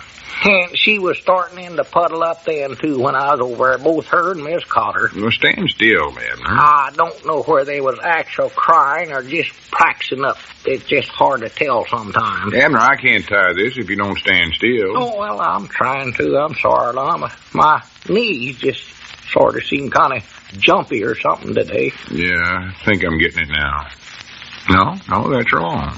Wait a minute. You know, Lum, if I was a woman, I believe I'd be ashamed of myself the way they act at weddings. Yeah, well, just twixt me and you, Abner, I think they enjoy acting that way. I'm pretty sure that's the reason Sister Simpson's always willing to play the organ at a funeral for nothing, just so she can sit up in front there and show how good she can cry. Yeah, well, she's good at it, too. She's going to waterlog the whole keyboard someday. Well, now that's cute, yeah. Can't seem to get this right. You know, it's harder to tie a tie on somebody else than it is yourself. Well, hurry up, Lum. They're waiting for us over there. Just a minute here. I got an idea. Wait a minute. What are you doing that for? I want to untie mine and tie it over again to recollect how you do it. Well, hurry up and recollect it, Lum. Elizabeth will skin me alive now if I'm late to Pearl's wedding. Let's see now. This goes through here and... No, that still ain't right. Don't that other end there go around the other way? No. That's peculiar. I've been tying my tie every Sunday for over 40 years now. Don't know what's wrong with me. I'm all thumbs, looks like. Well, here, wait a minute. Maybe I can tie yours for you. No, let me try it once more. I better sit down, though. Knees feel kind of shaky or something. Was that your ring, Lum? Might have been. I don't know. You might as well answer it, though. More likely for you. Yeah, it's Elizabeth. Either her or little Pearl saying that Elizabeth has went complete to pieces. Well, hush up. I'm coming. Hello? Well, we air hurrying, honey. Elizabeth, we can't come over there without our neckties on, can we? I know that's what we was doing when you called last time. This end goes through here. No. Well, all right, honey. Yes, all right. Goodbye. Oh, Lord me, that woman. Jumpier than a rabbit's nose. Don't know whether she's coming or going. Well, Abner, hang up the receiver. Don't put it in your pocket. Pocket? Well, I'll be a polka-dotted possum. Well, how come me to do a thing like that? Abner, I better try tying this tie on you again. I can't seem to do anything with mine. Yeah, all right. You know what Elizabeth said, love. She said if we couldn't get our ties tied, why, come over there and she'd do it for us. Oh, for pity's sake. Just imagine her trying to do that in her condition. Oh, yeah, nervous and high-strung as she is. Well, that just goes to prove what we've been saying about the feminine female mind. Granny, this still ain't right. Well, maybe, Lum, if you... Wait a minute, somebody knocking out on it. Now, who in the world could that be? I don't know. More than likely somebody coming over to get us. Come right on in. Oh, look out, you're choking me, Lum. Oh, excuse me. Hello, fellas. Oh, hello, Oh, Ben. howdy, Ben. Just on the way over to the wedding, and I thought I'd walk over with you, Lum. Well, good. Proud to have you, Ben. I was afraid I'd miss you, though. What are you doing over here, Abner? Oh, just trying to get dressed. There weren't room for me over at my place with the Cotters and Uncle Seymour and everybody around there. I'll tell you, that place is a madhouse today. Fine. Say, Ben, maybe you got here just in time to do me and Abner a favor. Yeah. A favor, you say? Yeah. Well, you fellas must be mind readers. That's exactly why I stopped by here, to have you do me a favor. Huh? Now, let's see, which pocket did I put that in? Oh, here it is. Well, one of you fellas, please help me tie this half-witted thing. Can't you do that neither? I don't know what's wrong with me. You'd think I was going to my own wedding, but I couldn't get this thing on today to save me. Well, I know there's just one thing to do then. Come on, follow me.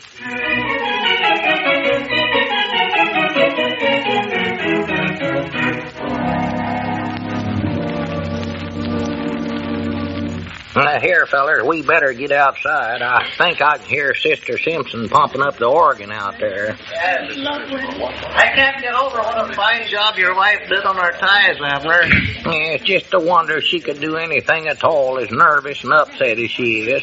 You know how women folks are at a time like this. Fine. Abner, do you recollect exactly what you're supposed to do now? Yeah, sure. Or I think so. I take little Pearl and walk down that path they fixed up with the flowers and all. Yeah, and then you and her stand beside Irwin, right in front of me. And he'll be waiting there for you. Can you recollect that? Yeah, I got it. Hey, there's the music starting. I think I'll try to find me a seat if there's any left. Yeah, you better do that, Ben. I'll see you later. Yes. Hello there, Dave. Well, hello, Ben. Granny, sure is a turnout for this wedding. Yeah. Biggest one I ever officiated at, I'll say that. Yeah, say it long. Speaking about recollecting stuff, don't you forget what I said about making it short now. Don't get up there and say a batch of stuff to make them women folks start puddling up and blubbering all over the place. Well, don't worry, I won't. You better get over there with the little Pearl now. Yeah, I better. I see Elizabeth motioning to me there. Yeah, I'll see you in a minute, Abner. Howdy, Dig. Hello, Lum. Howdy, Grandpap. Yeah, howdy, Lum. Good turnout, ain't it? Yeah, you better sit down over there, Grandpap. There comes Pearl and Abner. The wedding march is about to start now. They look nice, don't they? Yes, they do.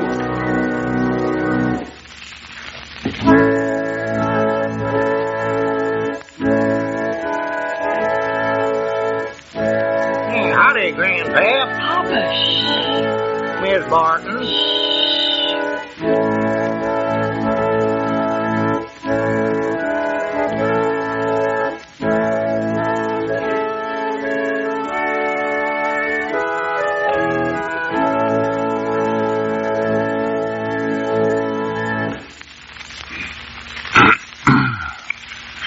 Friends, we're gathered here today to join together in holy matrimony two of our young friends.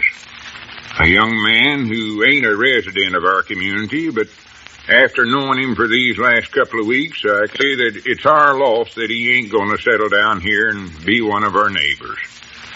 He's a young man who we can all be proud of for the fine record he made while serving his country during the war. When he got wounded and got sent to a hospital in Paris, France, and there's where he met his future bride, who was also serving her country as a nurse. The bride, who we all know and love, was born and growed up right here in our little city. She was always a good scholar and taking part in school plays and church socials and one thing and another, and many times win gold stars for study attendance at Sunday school. All of us can be mighty proud that such a fine young girl has grown up in our community and is now about to become a happy bride. And I'd like to say I don't believe I've ever saw a prettier bride in all my life. I'll amen that. Papa, please. I reckon we better get on with the ceremony. Here, take my hanky. Oh, thank you. Miss Precede. Who giveth this woman in marriage? Papa. Say I do. Oh, I'm the one. Irwin Francis Cotter, do you take this woman to be your lawful wedded wife, to love, honor, and keep her in sickness and in health, and forsaking all others, be faithful unto her so long as you both shall live? I do. Lucy Pearl Peabody, do you take this man to be your lawful wedded husband, to love, honor, and obey him, to keep him in sickness and in health, and forsaking all others, be faithful unto him so long as you both shall live? I do. If there's anybody here that can show just cause why this couple should not be joined together, let him speak now or forever hold his peace. By the authority invested in me by the state of Arkansas as Justice of the Peace of Cloverleaf Township, I now pronounce you man and wife.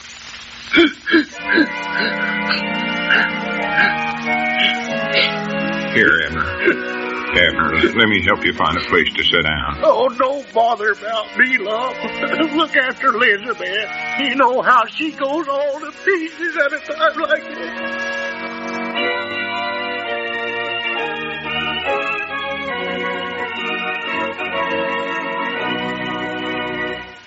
Yes, it's a good thing to have a man's strength and emotional stability to rely on at a time like this.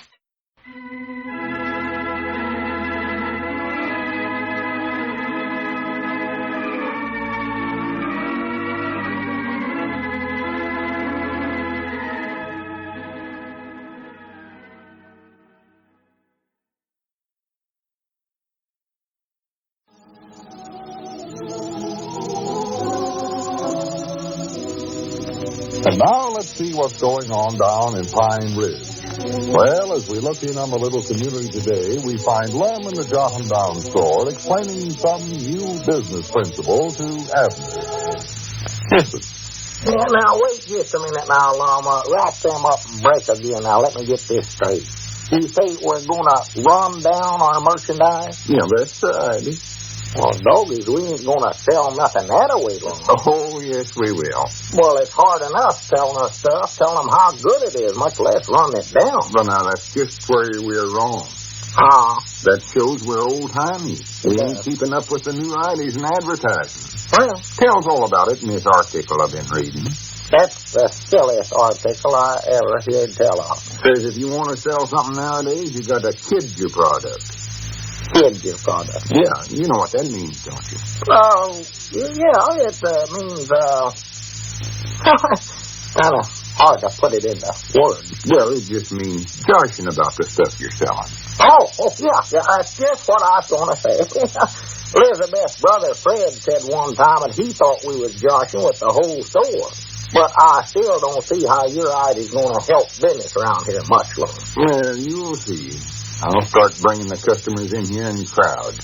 Well, I know they've been staying away in crowds. According to this article, there's a lot of different stores around the country that started doing this, and their business picked up 100%. And there ain't no reason why we can't do that, too. Yeah, well, I'll admit we need to do something to pick up business around here. But I still don't see how running down merchandise would make anybody want to buy it. Well, it's the new business psychology is what it is. Oh. I thought all we had to do was change things around in the stores here and make it look new, but I see now I was wrong. What we needed to change was our sales ships method. Now, Granny, that's what we're going to do, beginning right now. We are, huh? Yes, sir. Well, now, just how do we go about this, Lum? Well, the first thing to recollect... Wait a minute. There's that blame phone. All the things just at the wrong time. Tell whoever it is to cut it short. Am I going to answer? I reckon so. Oh. Standing there by it. Yeah, I got it. Hello, Jotham Down store. Abner Peabody doing the talking. Oh, yes, Mom. Wait just a minute till I get a pencil and I'm all set. Oh, wait, Abner. Is that a grocery order? Yeah, it's Miss Barton. Well, here, give me the phone. It'll be a good chance to show you how our new selling tic-tacs is going to work. Well, Lum, don't you think we ought to wait a couple of days before we start? No, give me the phone. Oh, doggy, don't jerk it out. Hello, Miss Barton. There, fella's arm. What can we do for you today? Just when you try to spare a piece of meat at the boarding house. Yes, Mom, we got spaghetti with meatballs, but I think you better get a magnifying glass along with it to find the meatballs. This ain't going to work. How's that, Miss Barton? Not with that old woman. Oh, can of salmon instead. Huh? What's salmon worth nowadays? Well, I'll tell you, ours is worth about 15 cents, but we're selling it for 42. He's selling everything you know. Yeah, we got some grape juice. You can take a chance on it if you want to. It might poison you, I don't know. I better read that article myself. How's that, Miss Barton? Oh, no, that's just the way I walk. I wish you could hear that in Abner. Me too. That's funny. She says, have you got pig's feet? And I said, no, that's just the way I walk. Is that part of the new psychology? Oh, yeah, throw in jokes. Do all that junk. They love it. They do, huh? Hello, Miss Barton. Now, what else? Hello? Hello? Hello? Excuse me. I forgot this unconnected. Maybe she died laughing. Well, anyway, you get the idea. Yeah, I get it. But I still don't see what's good it's going to do, Lum. Well, you just try it once and you'll see. It's going to bring them in here in droves, I tell you. Trouble with you is you ain't got the idea of it yet. Well, I reckon not. And another thing I don't understand is why Miss Barton want to know if you had feet like a pig. Not feet like a pig. Pig's feet. Well, it's the same thing. Your feet always looked all right to me, Lum. Might have looked a little big, like you hadn't took the shoes out of the box yet. More like bear's paws, I reckon. Abner, that's a joke. Having feet like a pig? No, the whole idea is that she asked if we had pickled pig's feet in a jar, and I made a joke, but wait a minute, that's our ring again. Now, you take it, and if that's a customer, you try out the new psychology on them. All right, I hope you know what you're talking about. Oh, it's the latest trend. All right. Hello, John down store, Abner Peabody doing the talking. Oh, yes, Miss Pomeroy. Just a minute, please, Mom. It's a customer, Mom. Now, what do I do? Well, just do like I done. Kid the product. Get them to laughing. Hello, Miss Pomeroy. I got some nice poison grape juice today. Well, Abner, that ain't quite the idea. Yeah, you don't want none, huh? Good. Well, wait till she tells you what she wants, then run it down. Yeah, we got a lot of cornmeal around here, but it ain't fit to use. That's the time. Now you're talking. Well, I don't blame you. I wouldn't get it neither. Olives? Yes, Mom, we got a few jars of them, but honestly, Miss Pomeroy, we've had them things sitting around on the shelf so long I doubt if they're any good at all. We got a couple of jars of them sold. They've turned black. Well, them's ripe olives, silly. Yeah, you better try Dick Huddleston's store. Anybody's merchandise bound to be better than this junk we're handling.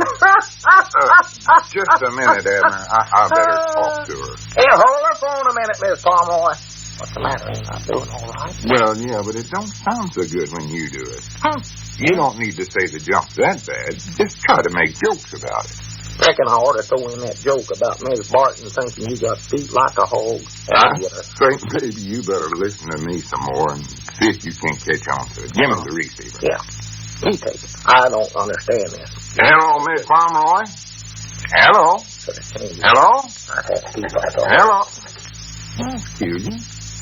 Well, we seem to be getting bad connections here today. Maybe they're just hanging up, Lum. Oh, no, it couldn't be that. Lum, we might as well give up this silly idea. We've tried it on 2 customers and ain't sold a dead blame thing. Well, natural. You can't expect something like this to be a big success right off the bat. Takes a little time for it to catch on. Doesn't? Why, sure. Folks just ain't used to them business tic-tac yet. It's easy to see that, yeah. Now, you think them first 2 phone calls wasn't successes, huh? Think it? I know good and well they weren't. That shows you right there where you're wrong. Them two women's going to tell their friends about it, and right away all of their friends is going to start calling up here to listen to these good uns we're getting off, and others will start coming in the store to see what we look like. I don't doubt that at all. Before you know it, they'll be streaming in here in big droves. The bill collectors will be streaming in here in big droves after we go bankrupt doing this. Abner, you've just got to have more confidence in these new ideas. Wish you'd read that article for yourself and just see how good it's worked in a lot of other stores. I wish you hadn't read it. Well, here, let me get it first. Oh, wait a minute. There comes Grandpap. Oh, he'll be a good one for you to practice on, Abner. You mean you want me to use them same tic-tacs on him? Yeah, sure. Well, you know what'll happen. He'll agree with everything I say, and then I'll get mad and start calling him names, and he'll get riled up, and you'll see the dad-blamedest fight around here you ever seen in your life. Well, I'll admit he's a hard customer to work this on, but I'm so sold on this idea that I bound you it'll even work on him. He'll fist fight. Just try it and see. I don't think it's safe. Mind now. Here he comes. Put it on good now. Don't blame me for what happened. Yeah, howdy. Yeah, howdy, Grandpap, you old billy goat. Yeah, what can we do for you today, Grandpap, old boy? Nothing, I hope. Well, I don't know. I heard you had some pretty good grape juice over here. Grape juice? Granny's what I tell you, Abner. The word has been spread around just like I said. Yeah, we got some of it, Grandpap. It's a way overpriced, I'll tell you that. Oh, you wouldn't want none of that terrible junk, Grandpap. Liable to turn you purple, even. I don't care. I want to get me a bottle of it. You know you oughtn't to rush into things like this, Grandpap. No telling what they put into that junk. Better make sure your insurance policy's all paid up. Wish I'd have thought to say that myself. Are you going to sell me a bottle of that, or ain't you? I don't know. What do you think, Lum? Reckon we ought to let the kid have some? Yeah, we might sell him a few bottles. Don't want to overwork ourselves, though. Yeah. You better get it yourself, Grandpap. We ain't got time to monkey around this little old trash like that. All right, I'll get it. Where's this stuff at? It's right there on the shelf. Help yourself. No use taking them over. One bottle's just as bad as the other. How am I doing? Oh, you're doing great, Edmund. Too late for me. You notice he's buying something. He practical never does that. Facts is how bound you. For goodness sakes, look across the street yonder. Look at that crowd of people headed over here. I told you these new tic-tacs would bring them over here in droves. Look at that. Well, if that don't beat the bugs a fight.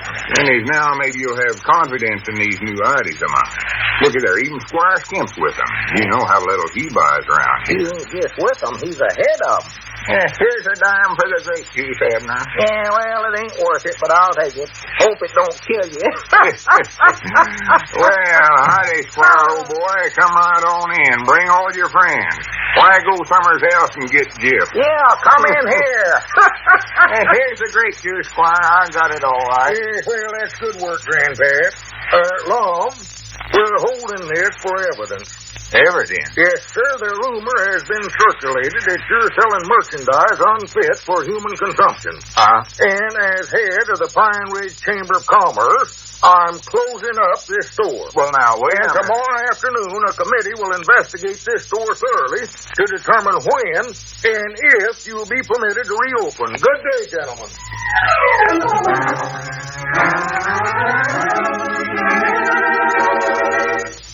Well, let's see now. Just how does that new psychology work?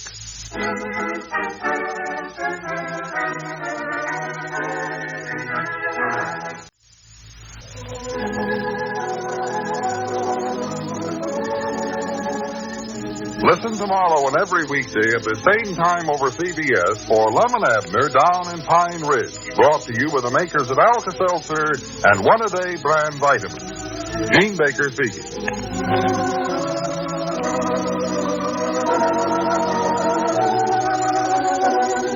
This is CBS, the Columbia Broadcasting Company.